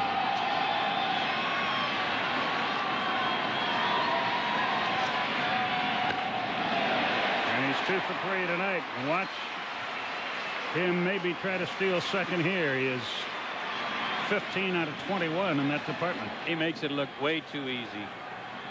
And he's one of those guys that you hear people talk about, I would pay to watch this guy play. And I think anybody that has a chance to watch this guy play, no matter where he is around the country, you ought to go see him play in person. He makes everything look effortless. His plays, charging the ball at shortstop, are so athletic and graceful. No effort put into it whatsoever. And how smooth he achieves what he needs to do.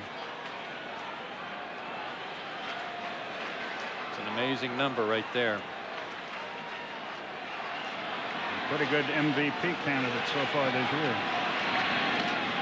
A little chopper to short. Weiss waits, gets it to Boone just in time. And the inning comes to a close. 1 hit, no runs, no errors, and 1 left at the end of 5. 3-1 Atlanta.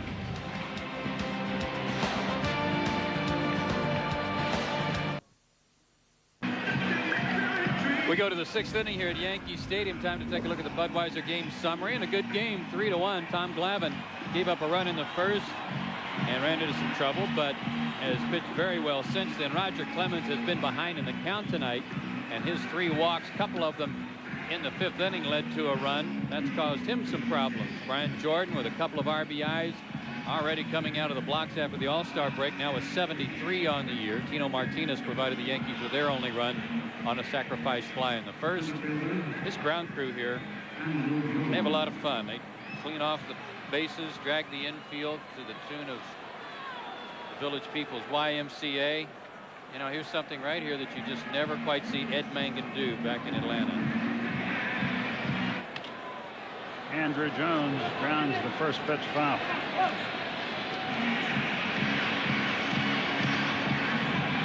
Check him out. Can you see Eddie doing that? I just can't see Eddie and Coach doing that between innings in Atlanta. 0-1 the count.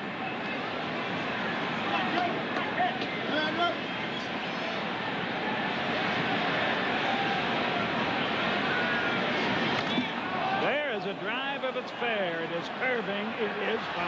Wow. Into the upper deck. I think maybe Andrew got stirred up a little bit when he got nailed with that pitch on the left arm his first time up.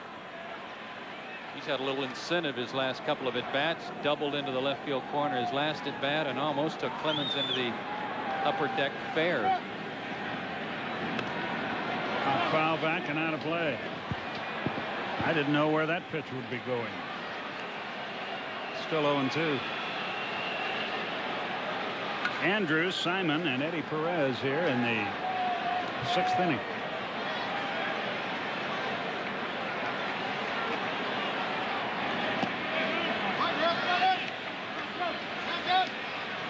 Clemens has thrown more straight changeups tonight than I'm used to seeing him throw. Mostly used to be fastballs and sliders. That was a change. And unusual for him, he only has 2 strikeouts in this game. And maybe, I guess, comparable to his season as a whole right here. 4.7 ERA coming into tonight's game. That's been very disappointing to the Yankees, even though he does have an 8-3 record. His teammates, when he was going for that record, the consecutive games won record, his teammates bailed him out twice when he had been pounded, took him off the hook. There's his 3rd strikeout of the night. So Clemens wins that battle, 1 away. One of his better breaking balls of the night. Put it in a good spot. Shoot top high, down and away, and Andrew had to guard the plate. That's weak. Yeah. Put it up there. Put it up there right. Randall Simon, the batter.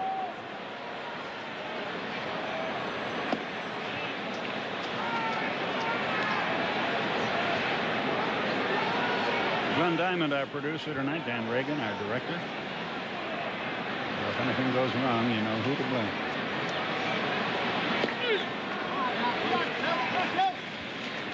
1-1 the count. Pretty good sign here in the ballpark. We're going to show you before the night is over. Frank will do it missing. 1-2 the count. Will umpire for food. 75,000 to 225,000 to watch baseball. Sounds good to me. Whoop. I'm sure we'll see a lot more of those signs in ballparks around baseball. Clemens took his hat off after that pitch. He thought sure he had him struck out. And it sure looked like it, to be honest with you.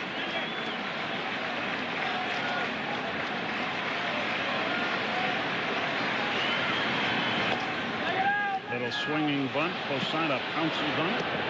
Good throw. He's a good catcher. 2 down.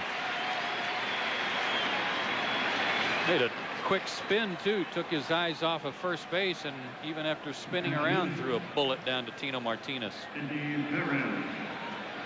So Eddie Perez hits with 2 out. Sometimes your momentum, if you're spinning that way, kind of pulls you away from the direction you want to throw the baseball, but he was accurate with his throw.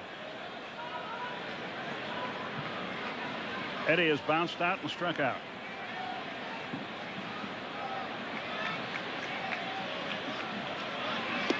Eddie was funny tonight around the batting cage.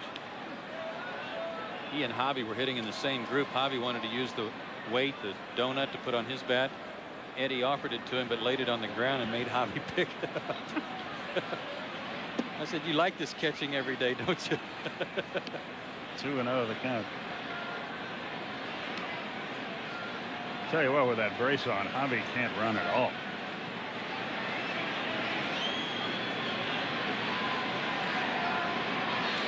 Two-0 pitch. Upstairs, 3-0. This has happened to Clemens several times tonight. He'll be rolling along and all of a sudden fall way behind in the count.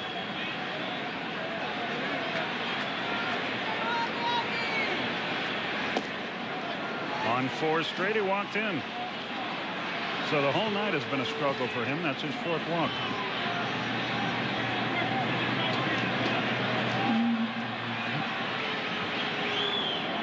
.41 walks in 93 innings. That's a lot for him.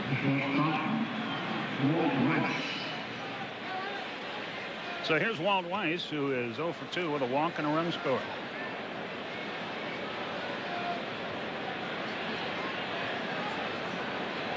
His season high for walks was 5. Twice he did that. Once was his first game of the year.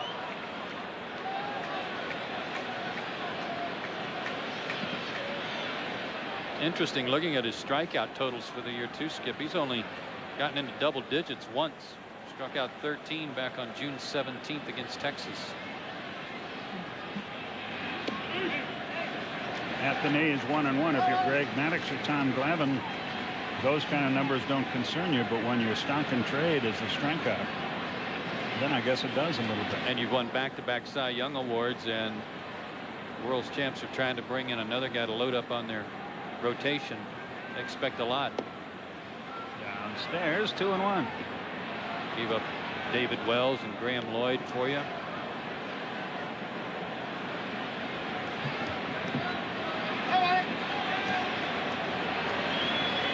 And he points out only 1-1-2-3 innings for Clemens all night. And it's 3-1. Brett Boone would be next.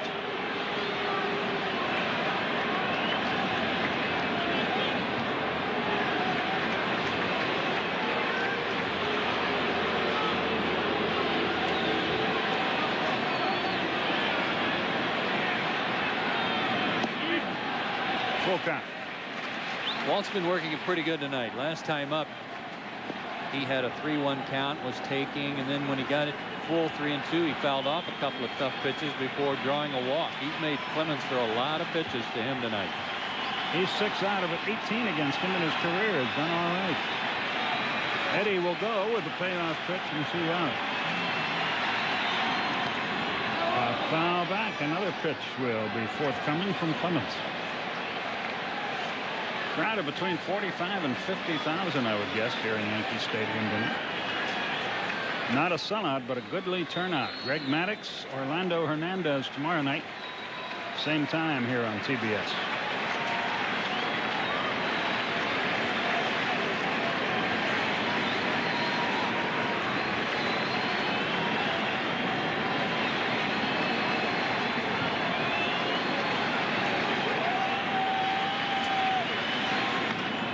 Fly ball, center field, pretty well hit, but Bernie Williams is back there, and the inning is over.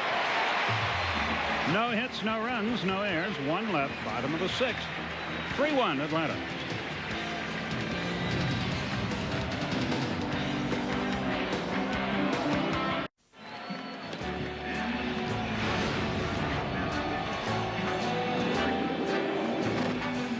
Start spreading the news. I'm leaving today. Bottom half of the sixth inning, tough hitter to lead it off. Bernie Williams hasn't been a tough hitter tonight, hasn't had a chance to be. Has walked on both plate appearances.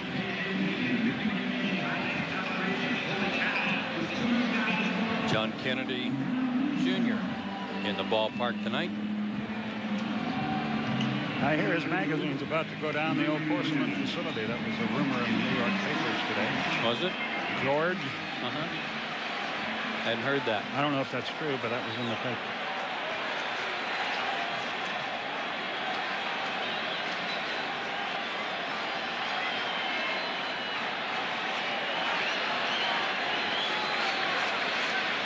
The pitch to Williams. Maybe he'd like to represent some umpires. I don't know. I'll tell you what bothers me. I don't know the ramifications. I don't know the law. But just from what I've read, 2-0 to count to Williams.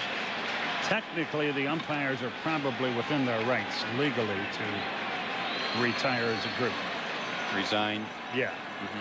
But morally, they're not. They signed a contract to work the 1999 season.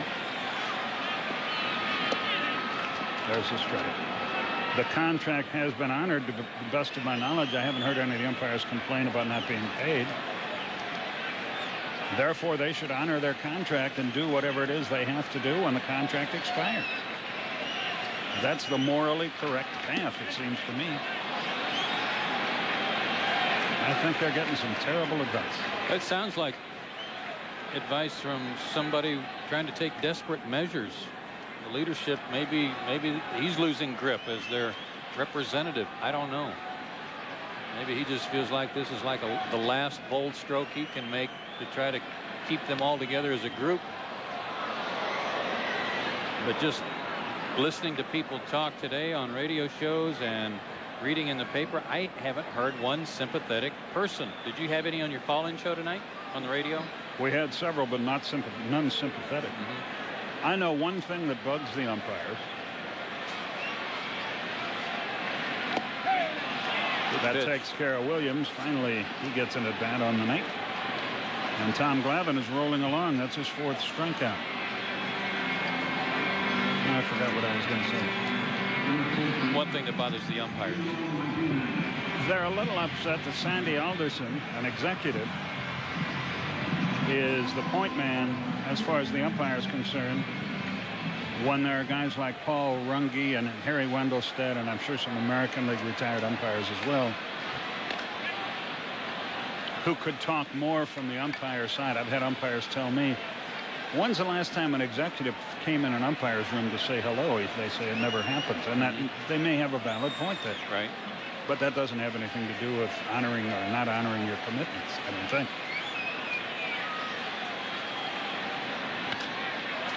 Down the left field line, but that's going to drift foul into the seats. That's close to a home run. You forget how cozy it is down the lines because it's so big everywhere else.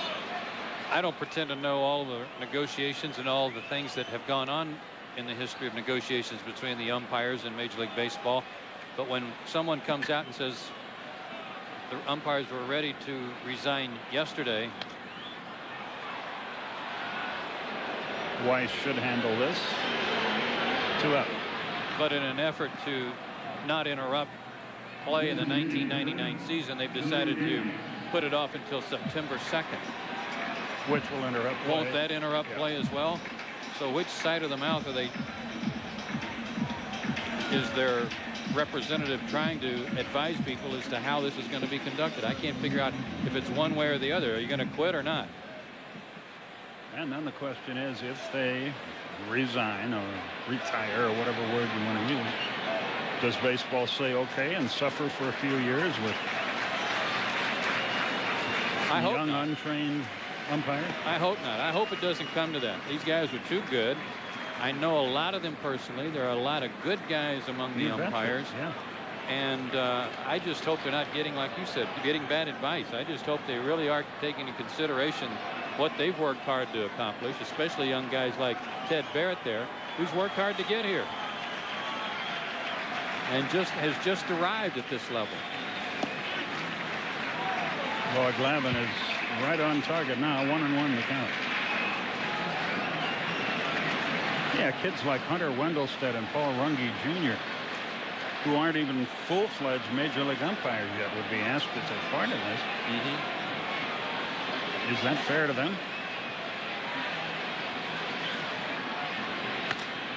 Into left center field, Andrew Waugh. He is too much. And the inning is over. There's no way he should have caught that ball, but great jump, great speed, great coordination. He makes it look relatively easy. At the end of 6, 3-1 Atlanta.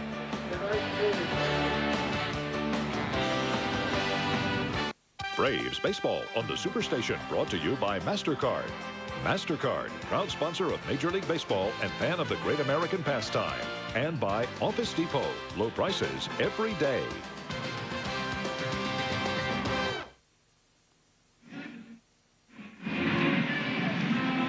Really, by any rights, there's no way that Chili Davis's ball should have been caught, but man, that ball was actually hooking away from Andrew, and look how far he had to go to run that one down.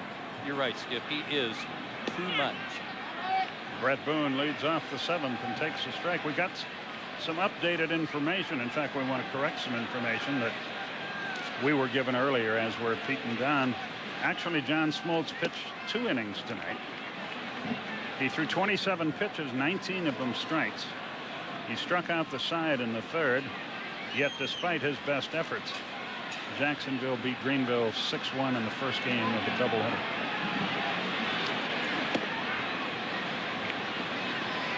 Two balls and a strike. That's good news. Probably find out the proof in the pudding tomorrow and how his elbow bounces back. 49,087 the paid attendance here. Supposed to get hot over the weekend too. By Saturday's afternoon game, it should be somewhere in the mid 90s to upper 90s here. I know our coordinating producer will have fans for us, maybe air conditioning. Boone strokes a single to left. Because that's the kind of caring professional he is. Either that or he'll be out sunbathing somewhere. He'll be standing out front shaking hands. Yeah, here's Chipper. One thing, there's one fan. We could borrow that from the Yankee bullpen, perhaps. Get a little mister. The one thing tonight I think that's most noticeable about Roger Clemens is that he has not really been able to blow anybody away with his fastball, which has been his A1 pitch his entire career. Maybe the best one he's thrown all night was the one he hit Andrew with back in the 2nd inning. A little insurance couldn't hurt here.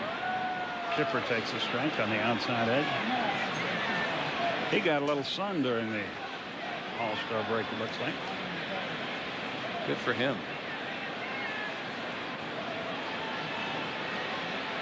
I tried old friend Mike Stanton in the Yankee bullpen. Yeah, you had a really great All-Star break. Congratulations. You missed your connecting flight. You got in an automobile accident, though you weren't driving. And it rained at the beach. Going pretty good. Jason Grimsley is the right-hander in the bullpen, along with Mike Stanton. Yankees found a home here in New York. Cash some World Series checks. Yanks are supposedly on the lookout not only for an everyday left fielder, which there have been a lot of rumors about different people for that spot, but also for some more left-handed help in their bullpen. They haven't settled on anybody out there to help Stanton since they traded Graham Lloyd to Toronto in the deal that brought Clemens to New York.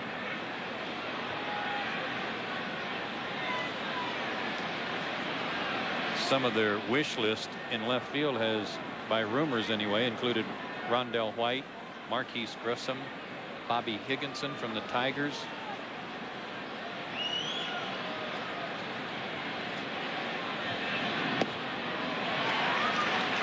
Two and two to Chipper.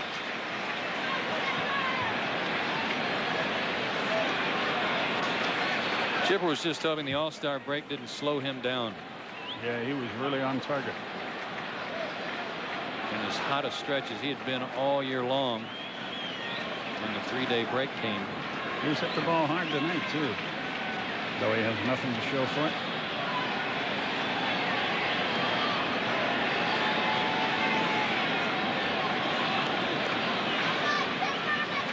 Came into play tonight with a .313 average.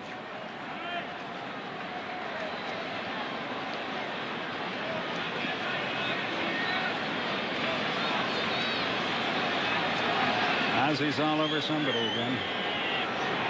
Probably somebody out in the bleachers in right center field. That wouldn't be surprising. Full count now. Let's see what they do with Boone.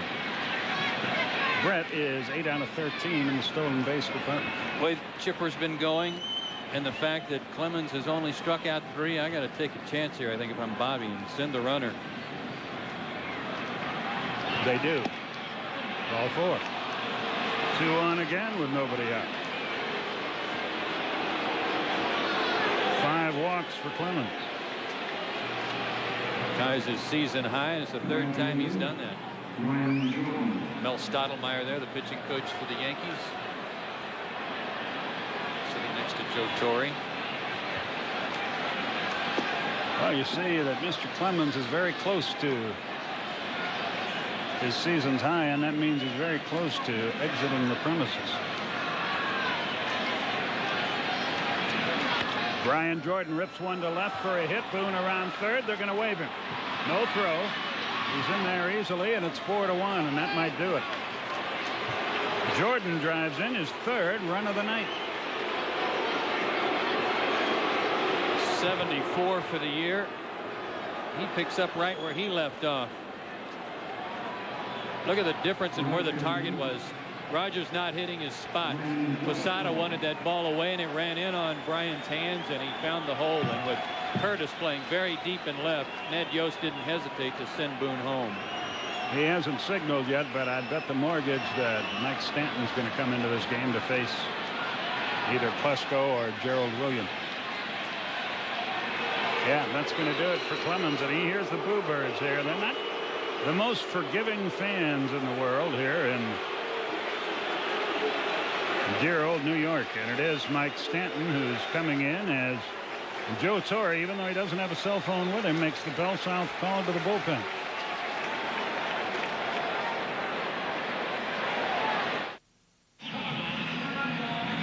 Mike Stanton is on to pitch for New York. Mike 1-2 with a .460 earned run average. This is his 39th game. He's pitched 31 1/3 innings, and Gerald Williams will come on to pinch hit for him here. Rather, will come on to pinch hit for Ryan Plesko here. And like Roger Clemens, he is a native of Houston.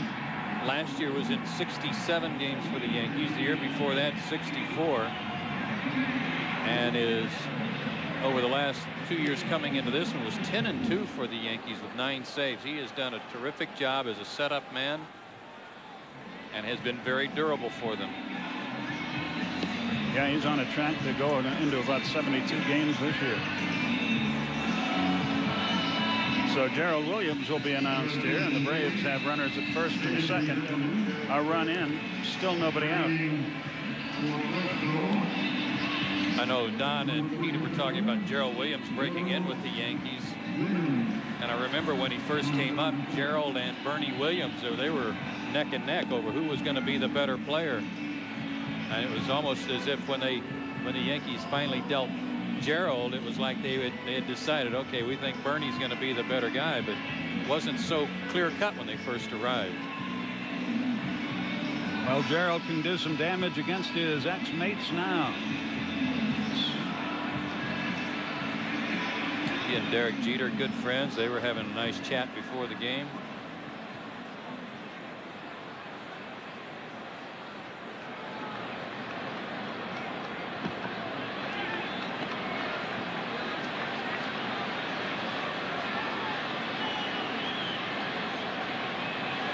Well, let's see if Stanton can get ahead in the count more than Clemens was able to. As a matter of fact, no. 1 ball, no strikes. Joe pulled the ultimate sabotage maneuver on me tonight. Kind enough to give me a 1997 New York Yankees media guide. So I'm trying to look up Roger Clemens and having a heck of a time. Paybacks are hell, buddy. I'll let you look at mine. Just didn't want you wearing it out. Your media guy. Yes. 1 ball, no strikes.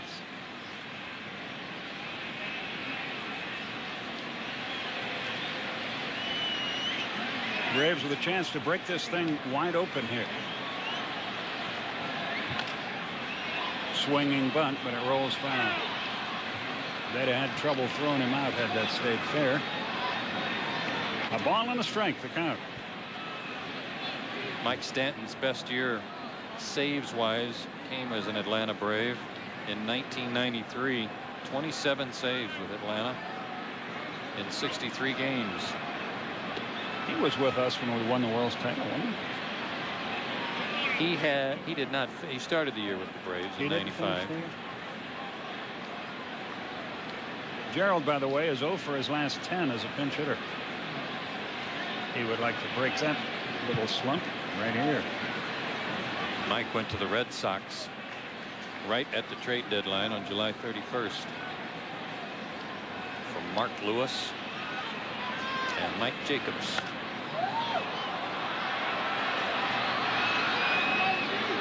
A ball and 2 strikes. Stanton wants a new baseball and gets it.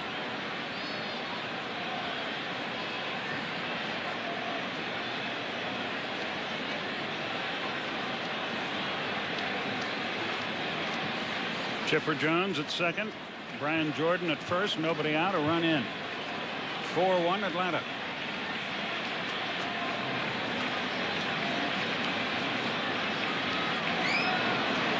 There go the runners. Swung and foul tip. Oh, that's a shame. The bases were stolen. 1-2 the count. Just got a piece of it to stay alive.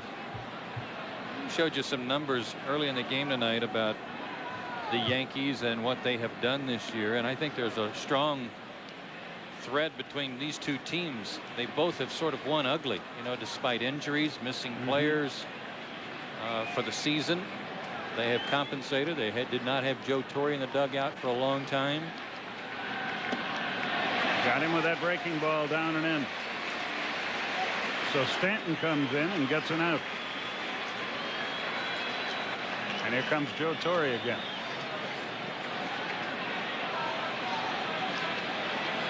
You know, you can hardly expect a team to play that kind of baseball year after year. No, that's true. That was going to be a tough pace to keep up. But they've also had some disappointing numbers so far from guys like Andy Pettitte, from Hideki Arabu up until recently. Okay, well, Mike Stanton departs, and we'll be back right after this.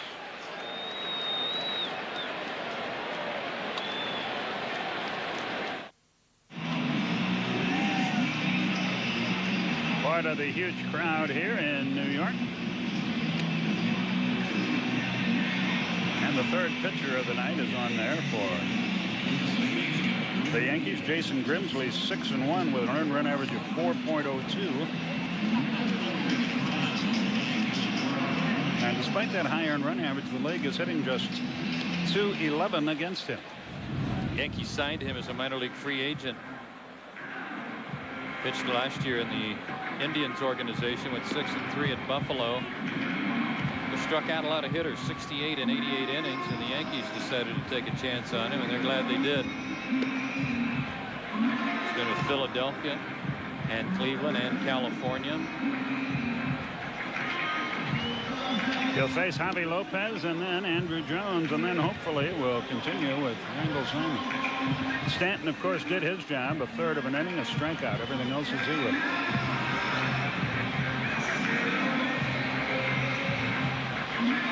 Gerald Williams will stay in the game and play left field, of course, for Atlanta. Javi has flied to right, grounded to third, and singled into the right field corner. The only thing that bothers me about that brace and the way he hits and has been taking some batting practice is I hate to see him get into any bad habits where he might try to take some weight off that knee so that he doesn't have to twist it hitting off the backside.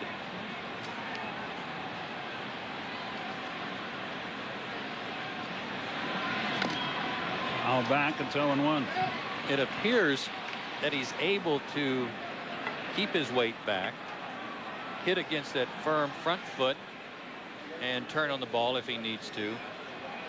But I just don't know how much force he can put against that knee. I guess that brace helps keep him from torquing it too much when he twists on it. Alan Watson, who just joined the Yankees today, is throwing now in their bullpen. A native New Yorker, by the way.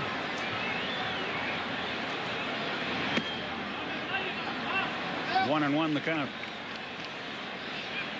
One of the things that will help Skip is if, and I'm sure he's learning this, is that when he gets in the box, he's already finding that spot for his toe hold, but he's keeping his heel off the ground so he doesn't have to run the risk of that foot getting locked into that clay in the batter's box. He's even got his foot pointed a little more toward first so that knee is already inset inside his right foot. Two of the three balls he's hit tonight have been to right field, a single and a fly to right, the other one a grounder to third. We may see him use right field more. That's probably going to happen. See, he's already got that foot turned. Take a little stress off the knee. Wild pitch there at second and third. And Chipper rounds third. Joe mentioned it earlier, boy, you got to get back there in a hurry. There's a long way to run in this place. It's a lot like Dodger Stadium. There's more area behind home plate than there is down the lines in foul territory. You know, I think there used to be even more. I remember as a kid watching the game of the week, Dizzy Dean and Pee Wee Reese, and the starting pitchers would warm up right in front of the dugouts and throw back toward the backstop.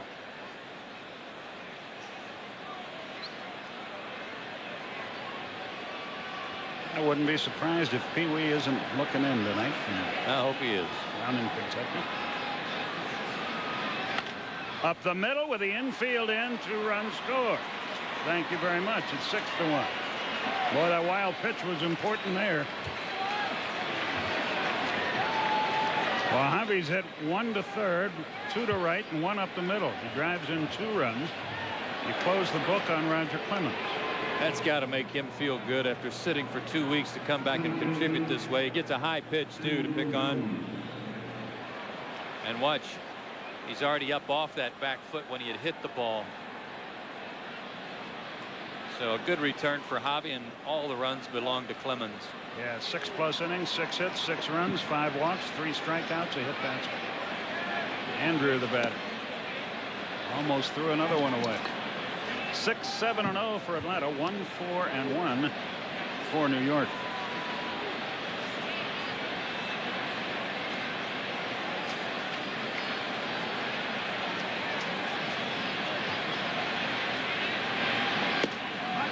Didn't get the breaking ball. It's 1-1. This is a spot where you've got to take advantage of a guy, though, at first base. And granted, the Braves are already up 6-1, but you know that Javi's playing for the first time off the disabled list has a big brace on his knee. There's no reason to hold him on. Play behind him and serve the same purpose. But they don't do that. They do hold him on. Good point, Joe. 2 balls and a strike. The huge crowd is very quiet here. Appears to be a riot in progress in right center. But that's not good news.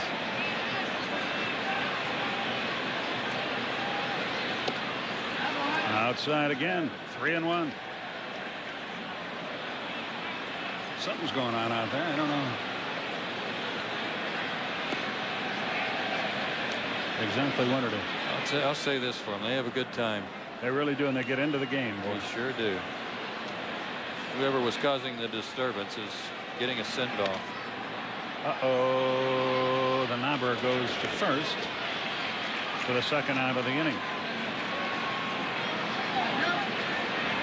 Another runner in scoring position for Randall Simon. First base is open. Let's see what they do here. A very long inning for Atlanta. Hope that doesn't affect Tom Glavine. They're going to put Randall on and pitch to Eddie. He almost threw that one away. Eddie is 0 for 2 with a walk. I noticed him in batting practice taking ball after ball to right field. See if he tries to do that here.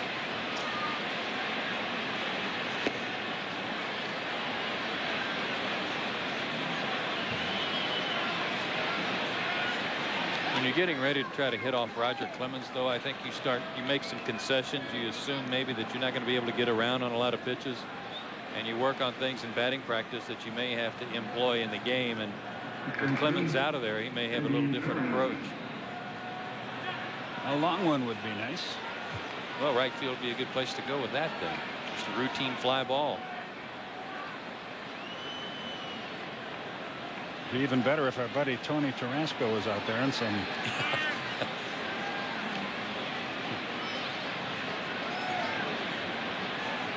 What was that young boy's name? Jeffrey Mayer. Jeffrey Mayer. Became a hero when he should have been in juvenile court. He did take the shot at right field, whether he meant to or not. 0-1 the count. But I can't blame him trying to catch a ball. I would too. Well, we wish our friends out in Seattle well with the inauguration tonight of their new ballpark, Safeco Field. It's debuting tonight. In a few minutes out there anyway.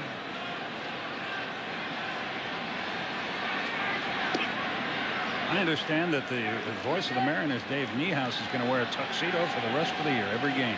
Well, I think he should. Just to commemorate the opening of Safeco Field. The only problem with that is I shudder to think what color it would be. It'd probably be plaid. The 1-1 pitch. A little tapper out in front of the plate. Wild pitch there. Nope. Inning over. But the Braves take a big step forward in this game. They played 3 runs on 3 hits. There were no errors charged and 2 runners left. We go to the bottom half of the 7th inning, and it's 6-1 Braves.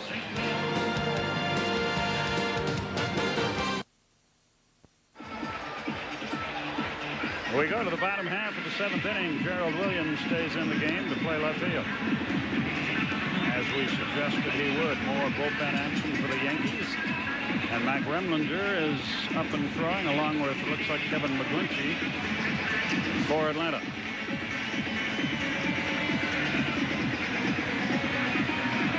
Jorge Posada, the catcher, leads off the bottom half of the 7th inning. Tommy's thrown some of his best games against these guys, you know. Yes, he has. Including 2 years ago here. We went 9 innings, gave up 8 hits and no runs, and got no decision. Beat them last year, working 8 innings and giving up only 2 runs. And had one sort of so-so outing against him the first game in Atlanta in the '95 World Series. Remember, the Braves up 2-0? Right. Posada takes low and away. 1 ball, no strikes.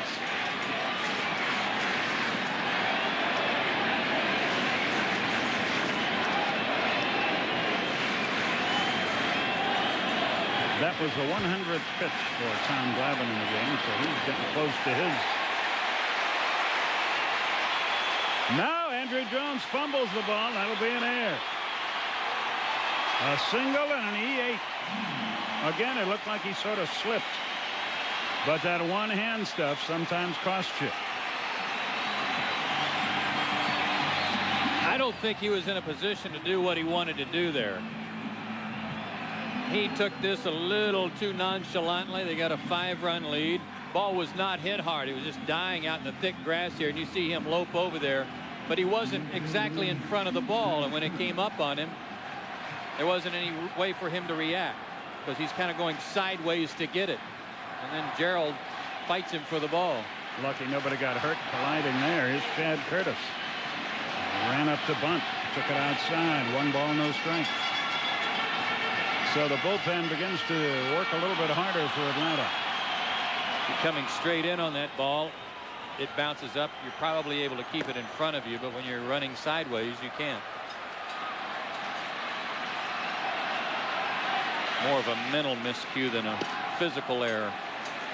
2-0 the count.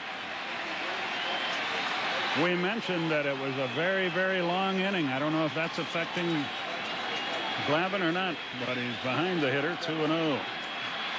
Curtis is 0 for 2. He's hit into a double play. He's 0 for 10 in his career against Glavine. 2-1. He worked on 3 days rest, did Glavine, his last start. Remember when he pitched so well against Boston, and again did not get anything to show for it. 9 innings, 6 hits and 1 run. The Braves won it 2-1 in extra innings. But that was 5 days ago. Must have been a high. 3-1. Ed Yarnall throwing in the bullpen for the Yankees.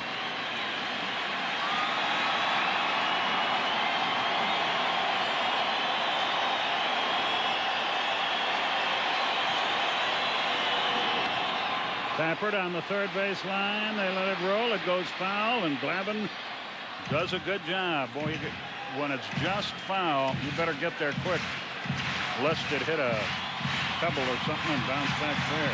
You see different fields cut in different ways. Check out Yankee Stadium. The grass goes right up to the foul line, so if it rolls off the grass, it's going to go foul, more than likely. But it gives anybody that has an opportunity to bunt the ball a little extra room there to bunt it close to the line and hope that the grass hugs it. Here's the payoff pitch to Chad Curtis. High fly ball center field. Andrew will catch that. Posada tags. He might be in for a surprise here.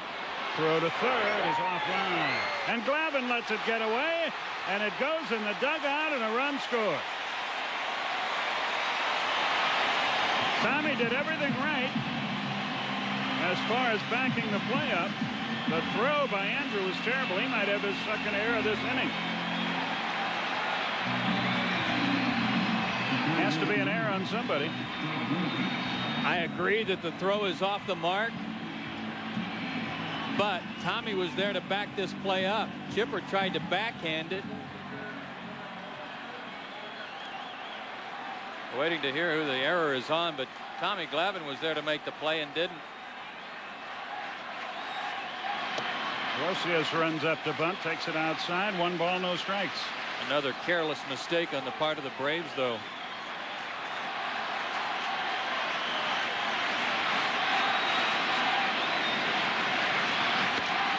Line foul, 0-2. The error has been charged to Tom Glavine. Huh.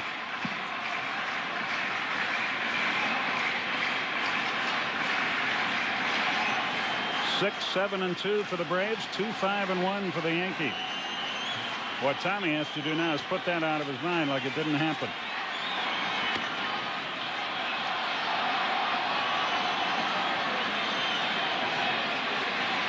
One and two, the count to Brosius. Knobloch is next.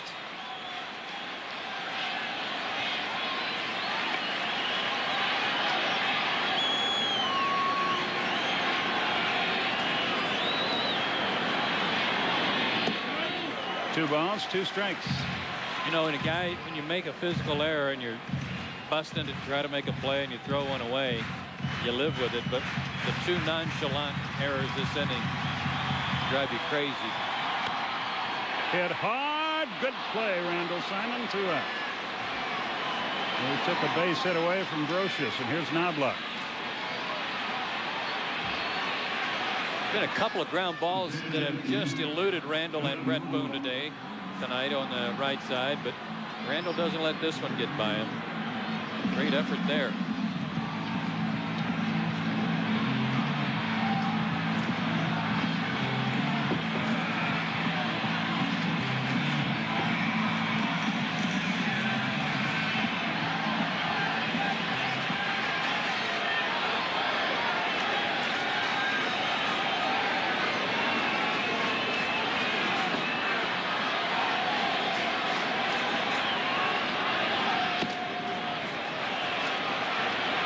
One ball, no strikes. 2 out here in the bottom of the 7th. Knobloch has yet to get the ball out of the infield. 2-0 the count. Glavine falls behind another hitter. Tom's pitched himself a heck of a game tonight. But as you can see, his pitch count is up there too. 3-0, and Jeter is next.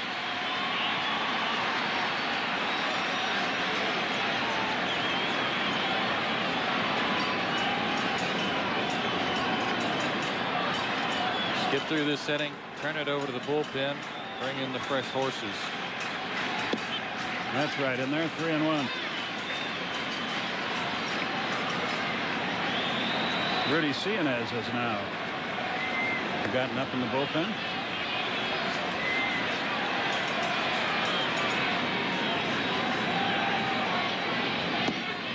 And 2. Knobloch taking all the way.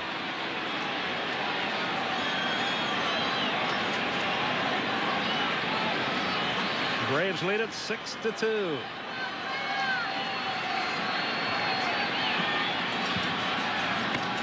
Line hard but foul. Still 3-2. That one was up a little bit. He's just trying to get through the end of this inning. Head to the dugout and then to the showers, but try not to make a mistake that costs you another run here by leaving one up. He's flexing his arm a little bit too. He's getting tired.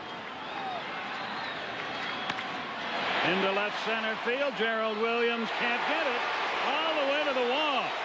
Knobloch around second. Knobloch heads for third. The throw there will not be made. A 2-out triple. And he didn't play that ball very well either. It's not the best inning of the year for Atlanta.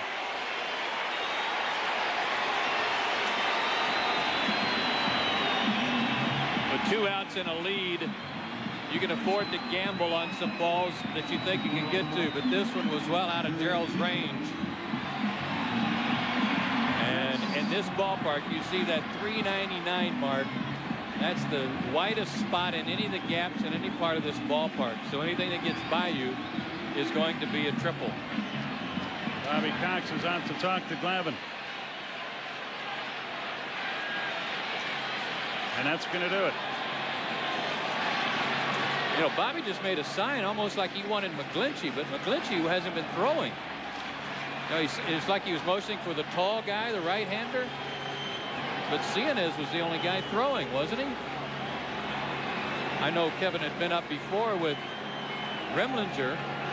John Hudak now is answering the phone, and McGlinchey's coming in, and he really hasn't warmed up for about 3 or 4 minutes. Well, we'll see how it works out. I'm sure it'll be all right. Coming in to pitch, number 13, Kevin McGlinchey. Another good job by Tom Glavine, as you see. Both the runs are earned despite the 2 runs in the inning. The triple made that a cinch. And McGlinchey completes his warm-up tosses, and It's chancy business for him. Derek Jeter will lead it off against him. Well, even though he had turned the bullpen warm-up duties over to Rudy Cianez, I'm sure that he had already thrown enough to get loose, where it won't take him long to get ready here on the mound. Looked like a little confusion, though. John Definitely. Hudek racing over to answer the phone. Yeah, definitely, because they needed to know exactly who Bobby had signaled for. Cianez was the only guy throwing, but Bobby did not give the sign like he wanted Cianez when he gave an indication he wanted the tall guy.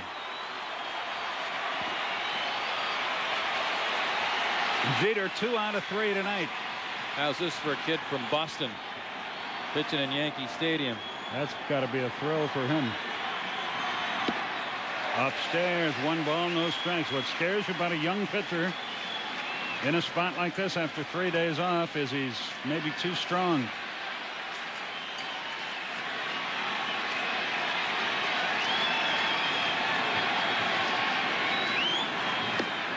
Two and 0. Paul O'Neill is next. And Rimlinger is up again as a result of this inning continuing.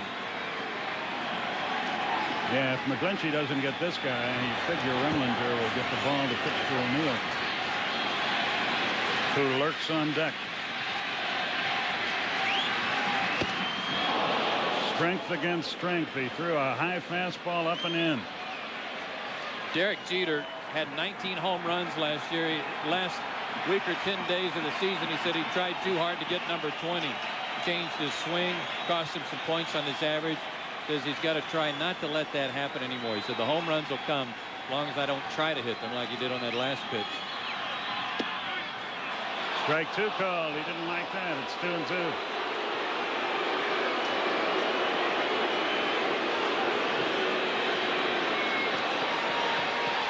Ball running in off the plate. Larry McCoy's been consistent, giving that pitch to both sides all night.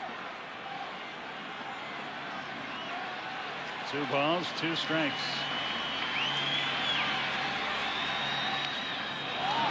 Oh, a jam job again, but he fought it off. 2 and 2. I think Derek Jeter's more dangerous when you pitch him away. He loves to hit that ball to right center and into the right field seats here in this ballpark with the short porch and right. I know he's had 1 base hit up the middle tonight, but I'd have to try and keep testing him inside till he proved he can turn on the ball. Strike 3 called, and the inning is over, and Jeter argues about that one too. But McGlinchey comes in and does the job and stops the bleeding with just 1 run. It came on 2 hits. There were 2 errors and a runner left. At the end of 7, Braves lead it 6-2.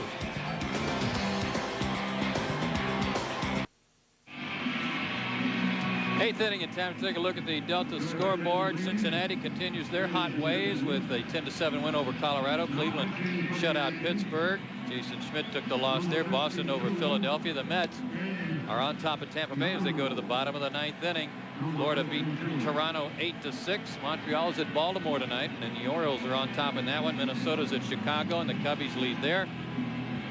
Kansas City, Milwaukee postponed because of the tragedy of the accident on the construction site there in Milwaukee. Detroit leading Houston 6-5 as they go to the bottom of the 6th inning. Jeff Bagwell's hit his 29th home run of the year. Mark McGwire's also hit his 29th home run, but the Cardinals trail the White Sox. Arizona leading Texas 1-0 in the 6th inning. 3 other games out on the West Coast will get underway shortly, including that game San Diego at Seattle. It'll be Andy Ashby against Jamie Moyer, and that one is at Safeco Field, the debut of that new stadium, a retractable roof stadium out in Seattle. And if you want to find out about those games on the West Coast, you can check out cnnsi.com, the ultimate address for sports. You do that without any card or anything anymore. You're amazing. Well, and the scores too. It's amazing. It really is. All of that information right here. Yeah, right between your ears. Ed Yarnall is the way he pronounces it. He's out of Coral Springs, Florida, and Louisiana State University. He was a Mets 3rd round pick in the '96 draft. A strike to Walt Weiss. Traded to Florida with outfielder Preston Wilson and a player to be named later for Mike Piazza. The pitch grounded to 3rd. Brosius has this one across the diamond in plenty of time. 1 out. Traded to the Yankees with right-handed pitchers Mark Johnson and Todd Noel for third baseman Mike Lowell. And here he is in New York. He's got some pretty good numbers, and I think they like him, but I think what they're looking for is somebody with a little more experience to go with Mike Stanton out of their pen. The left-hander cuts it loose. Inside, 1 ball, no strikes.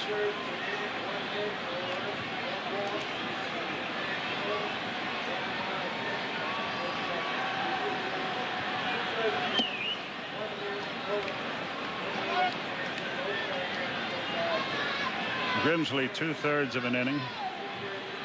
A wild pitch. You see Rudy in the bullpen. Strike over the outside corner.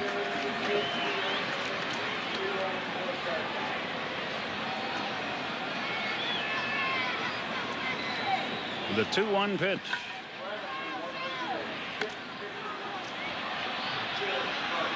Glavine, they say 106 pitches, 64 strikes tonight. And really pitched well. Just struggled there in the 7th inning. Part of it compounded by the defensive lapses.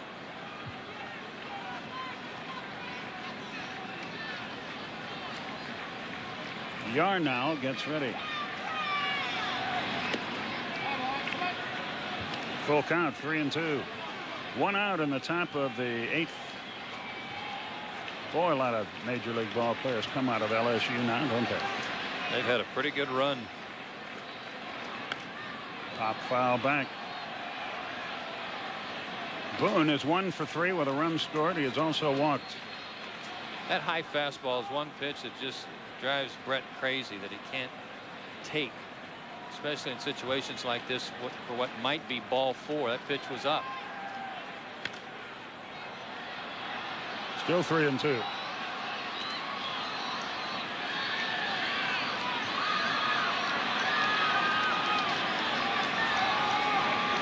When you've got that back shoulder dropped and you're lifting and trying to tilt, it's all the more reason you think you can hit that high pitch. He took that one. It was inside as well as high.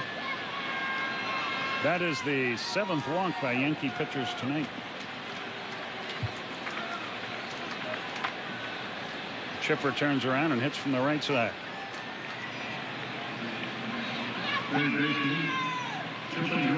Chipper 0 for 2 with a couple of walks.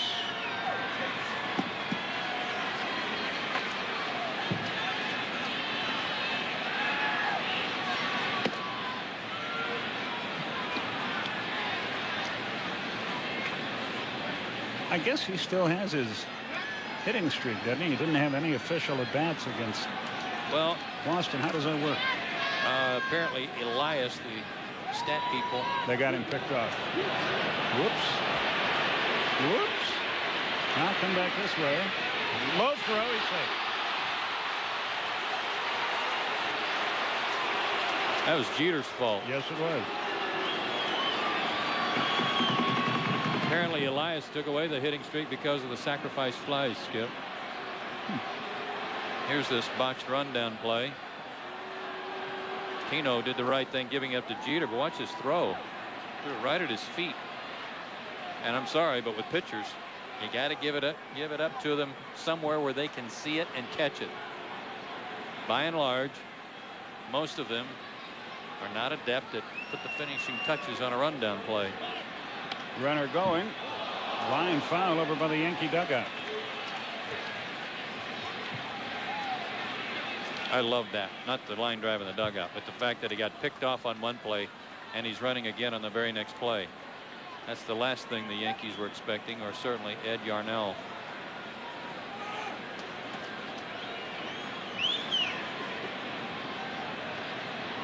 One on, 1 out, 8th inning.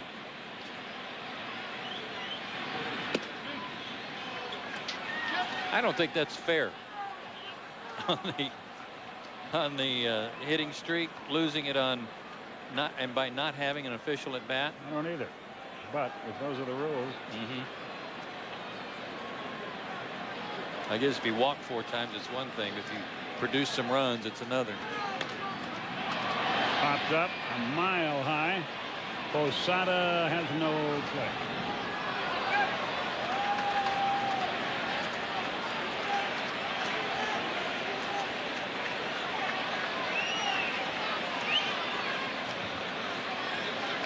It was one thing for him to have,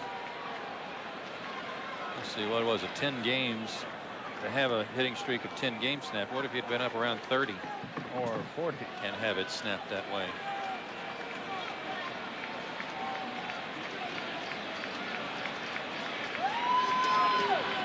Boone edges away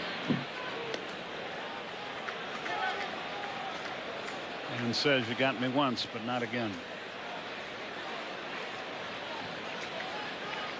I think he should get picked off again and try to make it to second.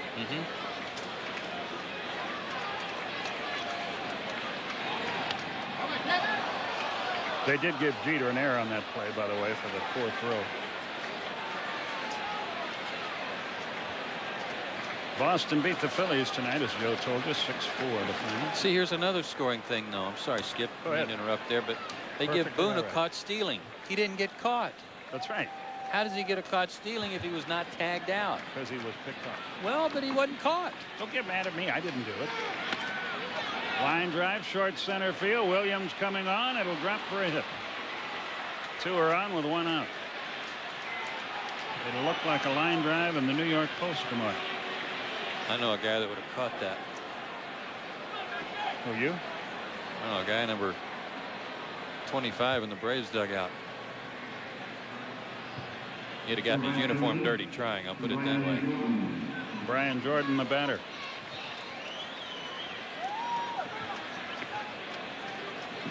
You know, that caught stealing on Boone, that's like him stealing and the catcher throwing the ball down there and the throw beating him, but they don't get the tag down in time. I agree with you in principle. Thank you. That's a first. Hop foul back and out of play. Jordan with 3 RBIs tonight.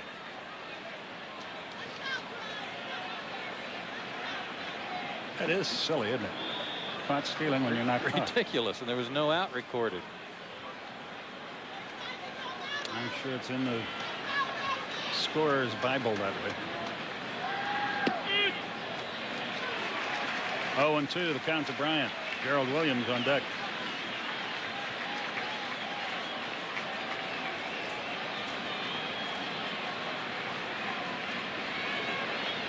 Bryant's had such a good night. No reason to slow down now. 0-2, his specialty this year. Into left center field, but too high. Bernie Williams is over there. Second out of the inning, and Williams, the batter, he's been to the plate once and struck out.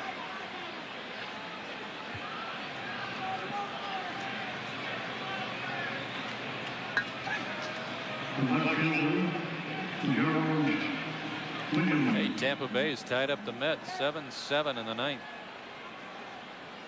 Without Jose Canseco, too, who unfortunately is on the disabled list with some back surgery, right? Maybe about 6 weeks. That's a shame. It really is. He was right on the hunt.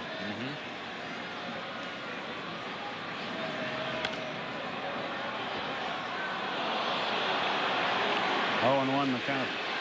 I know another guy that would have made the play on that one, too. It just had a little better position. Our first base cameraman, Hal Kicklighter, would have made that play, wouldn't you?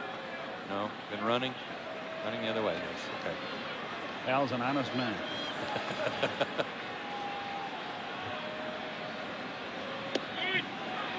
Oh, and 2 the count to Williams. You know, last inning when Jeter struck out to end the inning, one of the things that I noticed when the inning ended and we go to our break was that Larry McCoy handled that great. He just took his mask off and walked down the third base line away from Jeter, and there was no confrontation. Nothing to argue about there. The inning is over. Braves threaten but come up empty. 1 hit. No runs, 1 error, and 2 left. We go to the bottom half of the 8th inning. 6-2 Atlanta.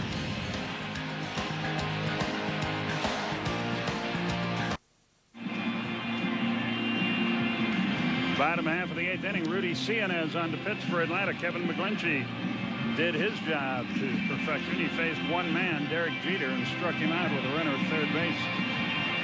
So Rudy gets the call to pitch the 8th, and John Rocker, if all goes well in this 8th inning, will pitch the 9th, and it will be interesting to see what the big crowd in Yankee Stadium makes of John's entrance into the game.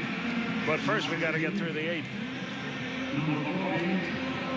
Rudy should be well rested after the 3-day layoff, and he probably was ready for that layoff. He was getting a lot of work there down the stretch heading into the All-Star break.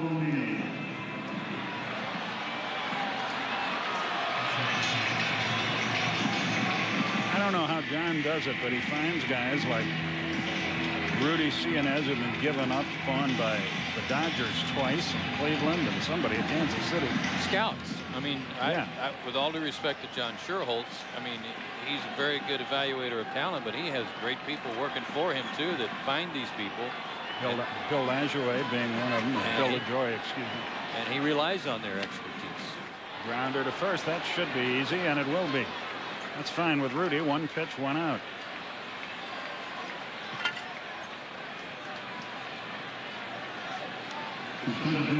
Bernie Williams will now take quite some time before he hits. He's very deliberate up there. If I were Paul, I think I'd bang my helmet down 2, down 4 runs and swinging at the first pitch. He's a very intense guy, but a very good player. Outstanding competitor. I'm not sure that was good judgment. No.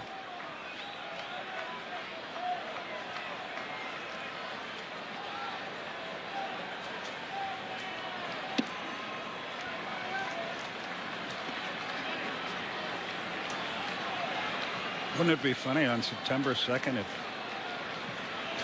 baseball handed out gold watches to all these guys? No, it probably wouldn't be.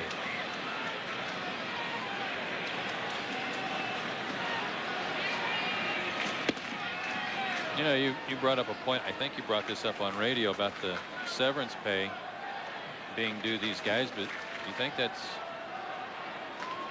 your point was, do you think that's going to happen if they resign? Are they entitled to that if they resign? I thought severance was when you got fired. And that is not the case here, but I don't know what their contract reads. 1 and 2, the count to Williams. I just hope it works out. I did too. I hope it all works out, and these guys before September 2nd, you know, have things worked out and that they're still part of the major leagues. As you said, the sad part is we've got some tremendous friends in that group. Bruce Fremming and Joe West and Eric Gregg, Randy Jerry Marsh. Lane, Randy Marsh, really good guys, and there are countless more. I just can't think of them all at one time.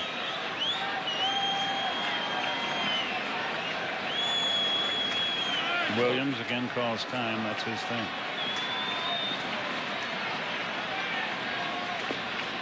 Whatever it is, Otis Nixon is behind it, I guarantee. See ya. Williams caught looking. So Cianez comes on, and as sharp as attacked so far. Here's Tino Martinez. Let's look at that pitch again, Jeff. Yeah, again, I think just the layoff has helped Rudy. He's come in sharp tonight, and he's throwing hard. And that's a real good indication. If you're watching Rudy throw, if he's got good zip on his fastball, regardless if on the first hitter he falls behind a little bit, if he stays with the fastball, it's a sign that he feels good and his arm feels good and he's got some rest. When he starts going away from his fastball too much, that's when he runs into trouble. Good pitch, but not good enough. 1 ball, no strikes to Martinez, who is 0 for 2 with a sacrifice fly, driving in his 55th run of the year.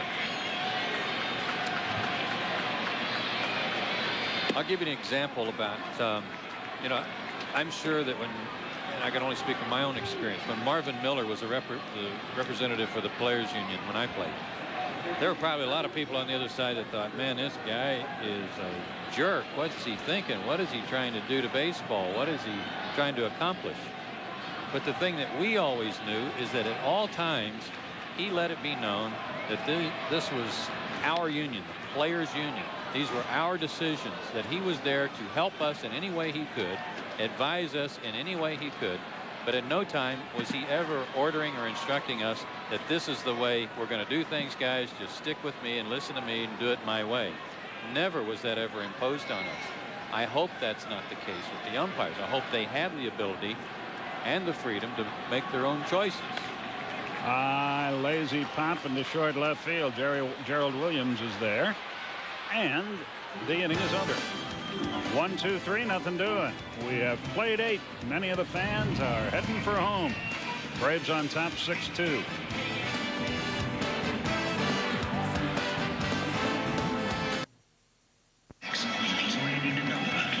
Say, folks, you want to stay with TBS after the game? Fearless Chuck Norris takes on all comers in the Octagon. That's coming up next on the Superstation. Boy, is Chuck Norris one bad dude. Watch your mouth. I was talking about Chuck. Yeah, I know. That was a line from the song Shaft. Javi Lopez. If we've got to explain them, they're not going to appreciate it. That's true. Javi will lead it off. He's had a good night. 2 out of 4, 2 RBIs.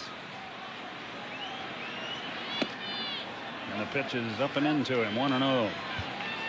Ed Yarnall in his second inning of work.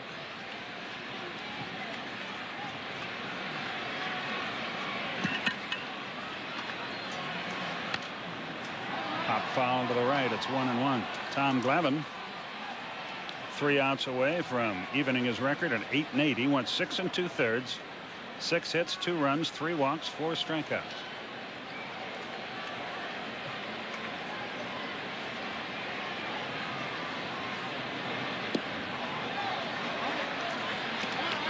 One and 2 to Javi. He didn't have much of a swing at that curveball.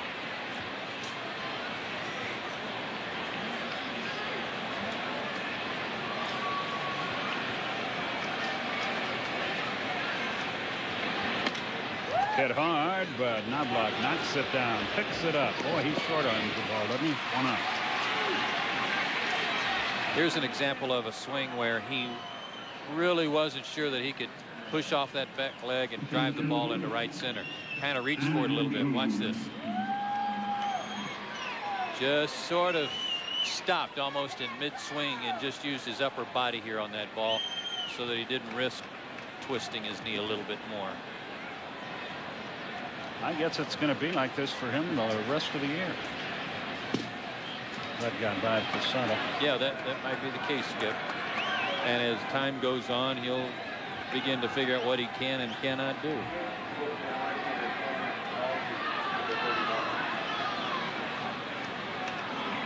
Dan Nolte throws in the bullpen now for the Yankees. 2-0 the count. Will Andrew had a pretty good debut in the World Series here, didn't he? Oh, man, ballpark. did he ever? That looked like. That's why you never know. You win 2 here, going home with 3 coming. Yeah, at home. By the time we got hit back here, we're down 3 games to 2. Knobloch should handle that, and he does for the second out. Brian Hunter will come out here and hit and play first base in the 9th.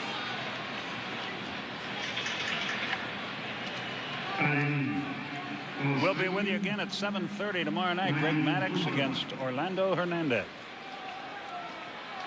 Brian's really got his left ankle bound up now. He's got it taped. He's got a brace on it. Thing barely slides down into his shoe. Strike at the knees, inside corner, breaking ball. Brian wasn't too sure about that. 0-1. In the 8th, Arizona leads Texas 1-0. Is that Randy Johnson? Yes, it is. They got him a run, huh? Solid hit for Hunter. A 2-out single, and Eddie Perez the batter.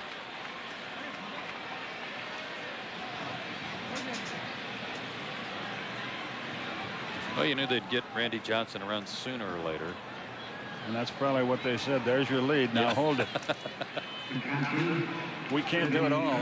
More runs than he's had in his last 4 starts combined. 1 run. And to his credit, not a word of whimpering, whining, or self-pity. Out west, they call that a discouraging word. And the skies are not cloudy all day. Will you shut up? 0-1 the count. In the 10th, the Mets have taken a lead 8-7 over Tampa Bay on the Joe Simpson scoreboard. Well, that's on radio. 0-2, and maybe a broken bat. Yep. I thought he broke his bat earlier tonight too. That's a pretty good piece of lumber he's got there. He's got a lot of nails in it. I'm not sure which. Willie Horton had a bat like that once. He just kept putting tacks in it. The more it'd break, the more little brads he'd put in it, put a little more tape on it. Look out. 1-2 the count. He'd work on that bat for like 2 hours before every game, making sure it was going to survive that night. By the end of about 3 weeks, it weighed about 9 pounds.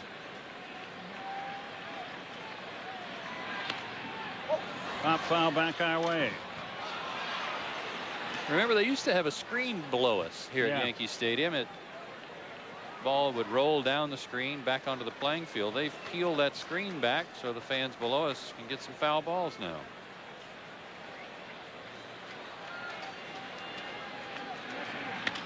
Lined into right field. O'Neill plays it on a hop. Hunter races to third. He should have caught that ball, in my opinion. First and third.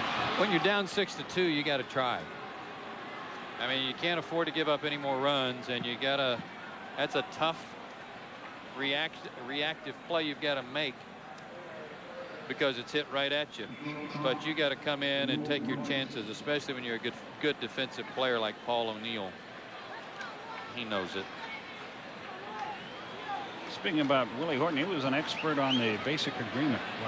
He knew the basic agreement very much. Speaking of Marvin Miller, and we're trying to think of the name of his book. I was going to recommend it to any fan who wants to understand the player's position. High fly ball off the bat of Weiss, but not enough. And the inning is over. In all the unpleasantness, read Marvin Miller's book. I can't think of the name of it, but you find it in the library and most bookstores. 2 hits, no runs, no errors, 2 left. See what the fans think of John Rocker charging into the game. We'll be back right after this.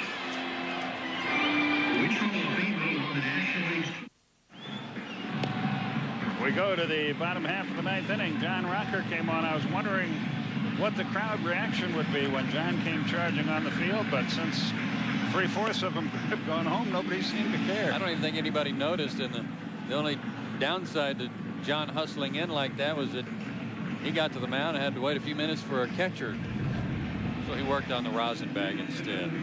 But he's ready to go, and like all the other guys in the pen, needed a little bit of rest and got it during the All-Star break. There were a lot of people who thought he should have been on the All-Star team, but I'm sure the rest did him some good. Yeah, 2 of his last 3 outings were pretty shaky. Brian Hunter stays in the game to play first, and Chili Davis, who's been in pro ball since 1978, leads it off. Davis 0 for 3. I guess it was low. 1 ball, no strikes. John has had trouble a couple of times in games like this with a lead of more than 3 runs. You're right. The one in Montreal, of course, where we blew a 5-run lead in the 9th. But he's had a heck of a year. It's like he's changed his luck a little bit too. He's got a new brim. He'll have to get that one broken in with a little more rosin on the back of it. Yeah, it'll be a total disaster in another week by the end of this road trip.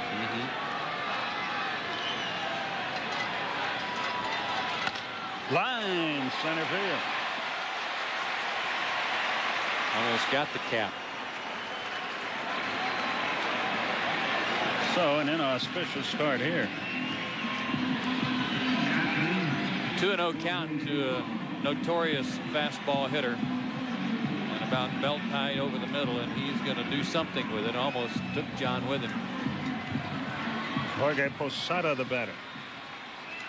He has singled, walked, and singled again. He has scored a run.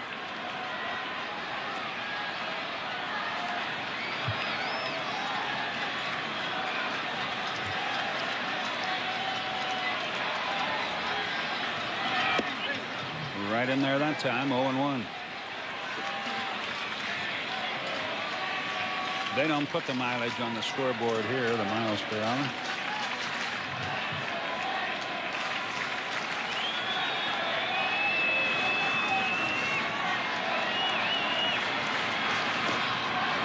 That gets away from Eddie. It's strike 2 to Posada. Runner at second. See how they score it. Probably a wild pitch, but See if it got in the dirt. Yep.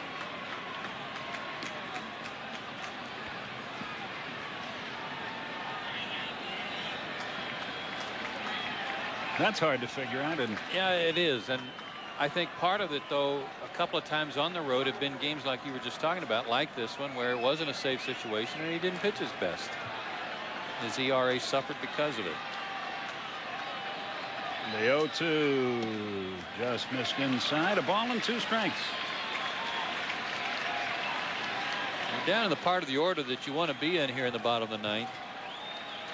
Try to get some outs and get through this, even if it's not a safe situation, and get ready for tomorrow. You don't want to get around back to Jeter and O'Neill and Bernie No, Williams. I don't think so. There's the first out. Posada out on strikes. Cianez, by the way, 1 inning, 1 strikeout. Let's see what this strikeout was on. Might have been a breaking ball, and it was. Tight slider that he got Posada to chase that barely got to home plate. Good stop by Eddie Perez, too. Curtis tonight is 0 for 3. He's wrapped into a double play. He came into the game hitting only .217. They got Shane Spencer, who's on the DL, expected back fairly soon. He was having an irregular heartbeat that they had to have checked out. Spencer's only hitting .243. And Ricky Leday has been getting some more at bats, but he hasn't made the most of his opportunities. He's only got 66 at bats, but he's only hitting .242. That's why they've been looking for somebody with some experience that they can put out in left field and leave him there.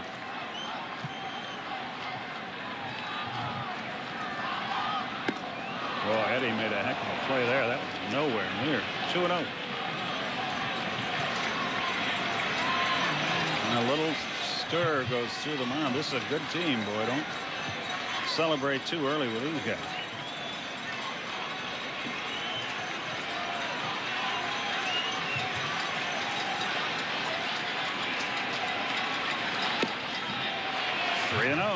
Fastball has been his problem. Getting some encouragement from Bobby Cox.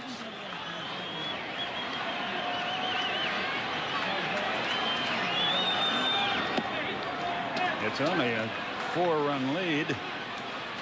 If he loses Curtis, he's 1 base runner away from the tying run coming to the plate.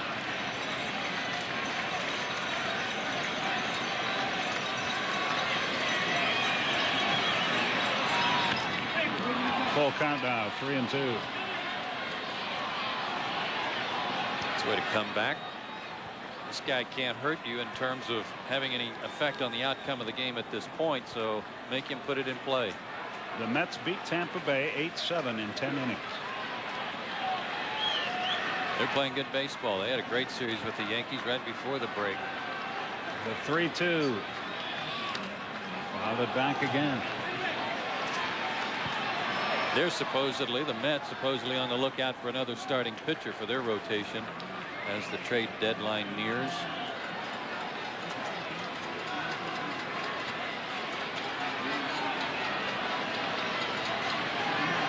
I think half the trade rumors come from sportscasters and writers. He lost. Boy, 3-2 breaker.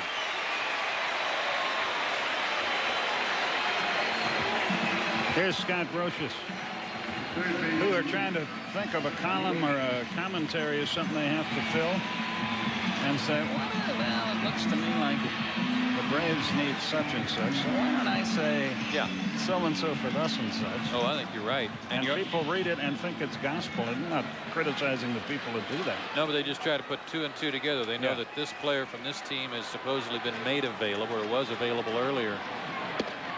There's a strike and a good start to Brocious, who's 0 for 3 tonight. He's hit the ball hard a couple of times. But he needs to get this guy to prevent the tying run from coming to the plate.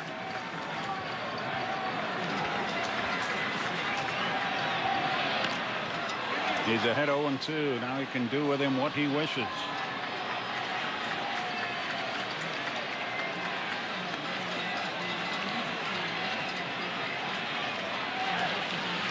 Those are good numbers. I think the Yankees lost one. They had a streak of like 125 games or something that they lost to the Mets the other day, where they led after 8 innings.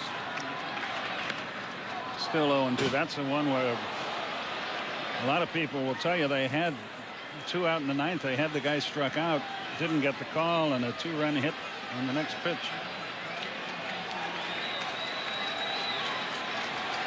There's a heck of a man, a heck of a manager.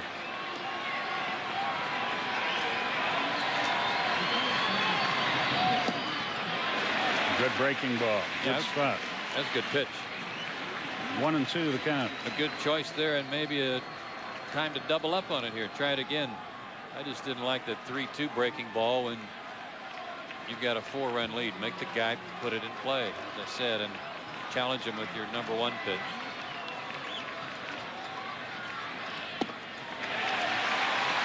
Good try. 2-2. This is the one he wants to do business on.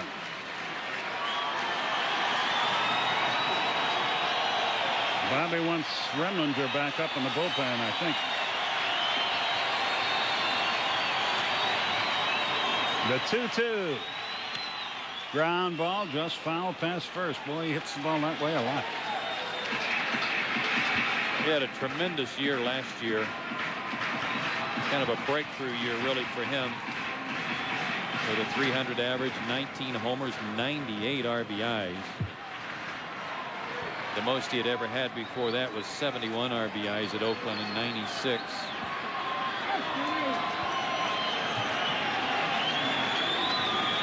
Big part of their success last year.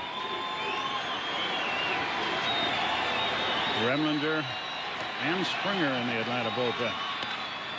Just foul the other way, and he's hit them both hard. That was a breaking ball. The other one was a fastball up in on his hands.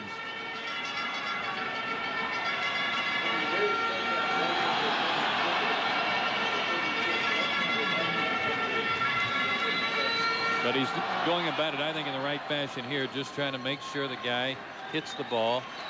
Pat Corrales giving a sign over to the right side of the diamond to be aware Brocious trying to go the other way with a fastball. 2-2. Just missed. He was ahead 0-2, and he's gotten it to 3-2.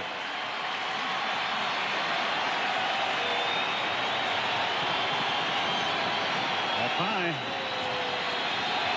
Curved around the plate a little bit. Payoff pitch. Got him.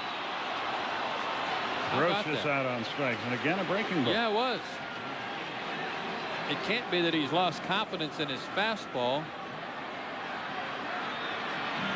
But again, the breaking ball, and this time Brocious can't connect. So give Rocker credit for staying with it. I'm just still surprised at calls. Takes a lot of guts to double up on it. 3-2 count again.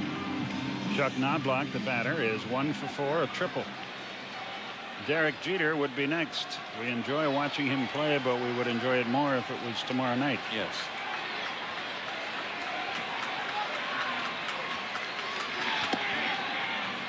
Oh, 0-1.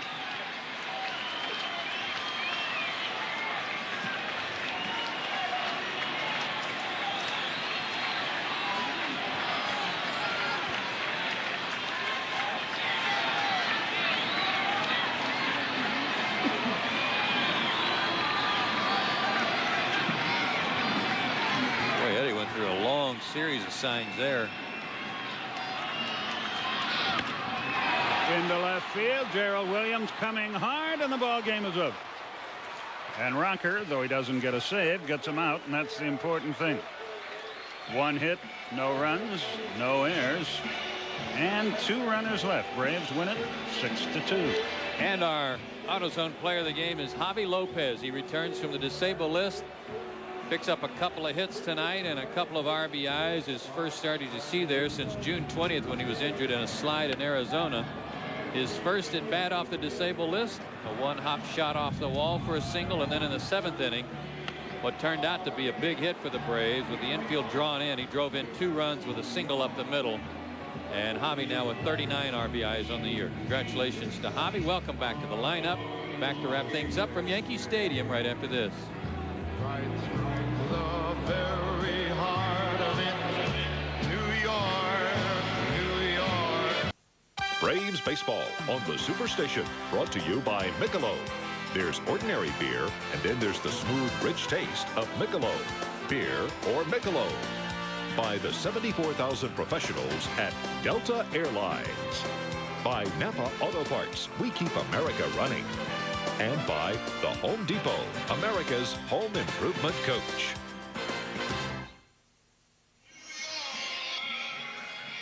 Braves start this long road trip with a big win over the Yankees tonight here at Yankee Stadium. 6-2 the final. Braves had 10 hits, the Yanks 7. And Atlanta left 13 men on base tonight. The Yankees stranded 8. Tom Glavine evens his record at 8-8. Clemens suffers the loss. Yankees have now lost 6 of their last 9 games, and the Braves had their string of homering in 10 straight games snapped. They had hit 21 during that stretch, but they go homerless tonight. But despite that, still win, and the Braves are now 29-2, and they score 6 or more runs. And log on to CNNSI.com for the latest scores and news from around the diamond. CNNSI.com, the ultimate address for sports. Same 2 teams tomorrow. We'll have it for you at 7:30 here from Yankee Stadium. Coming up next on the Superstation, Chuck Norris stars in The Octagon. For Joe, Pete, Don, this is Skip. So long, everybody.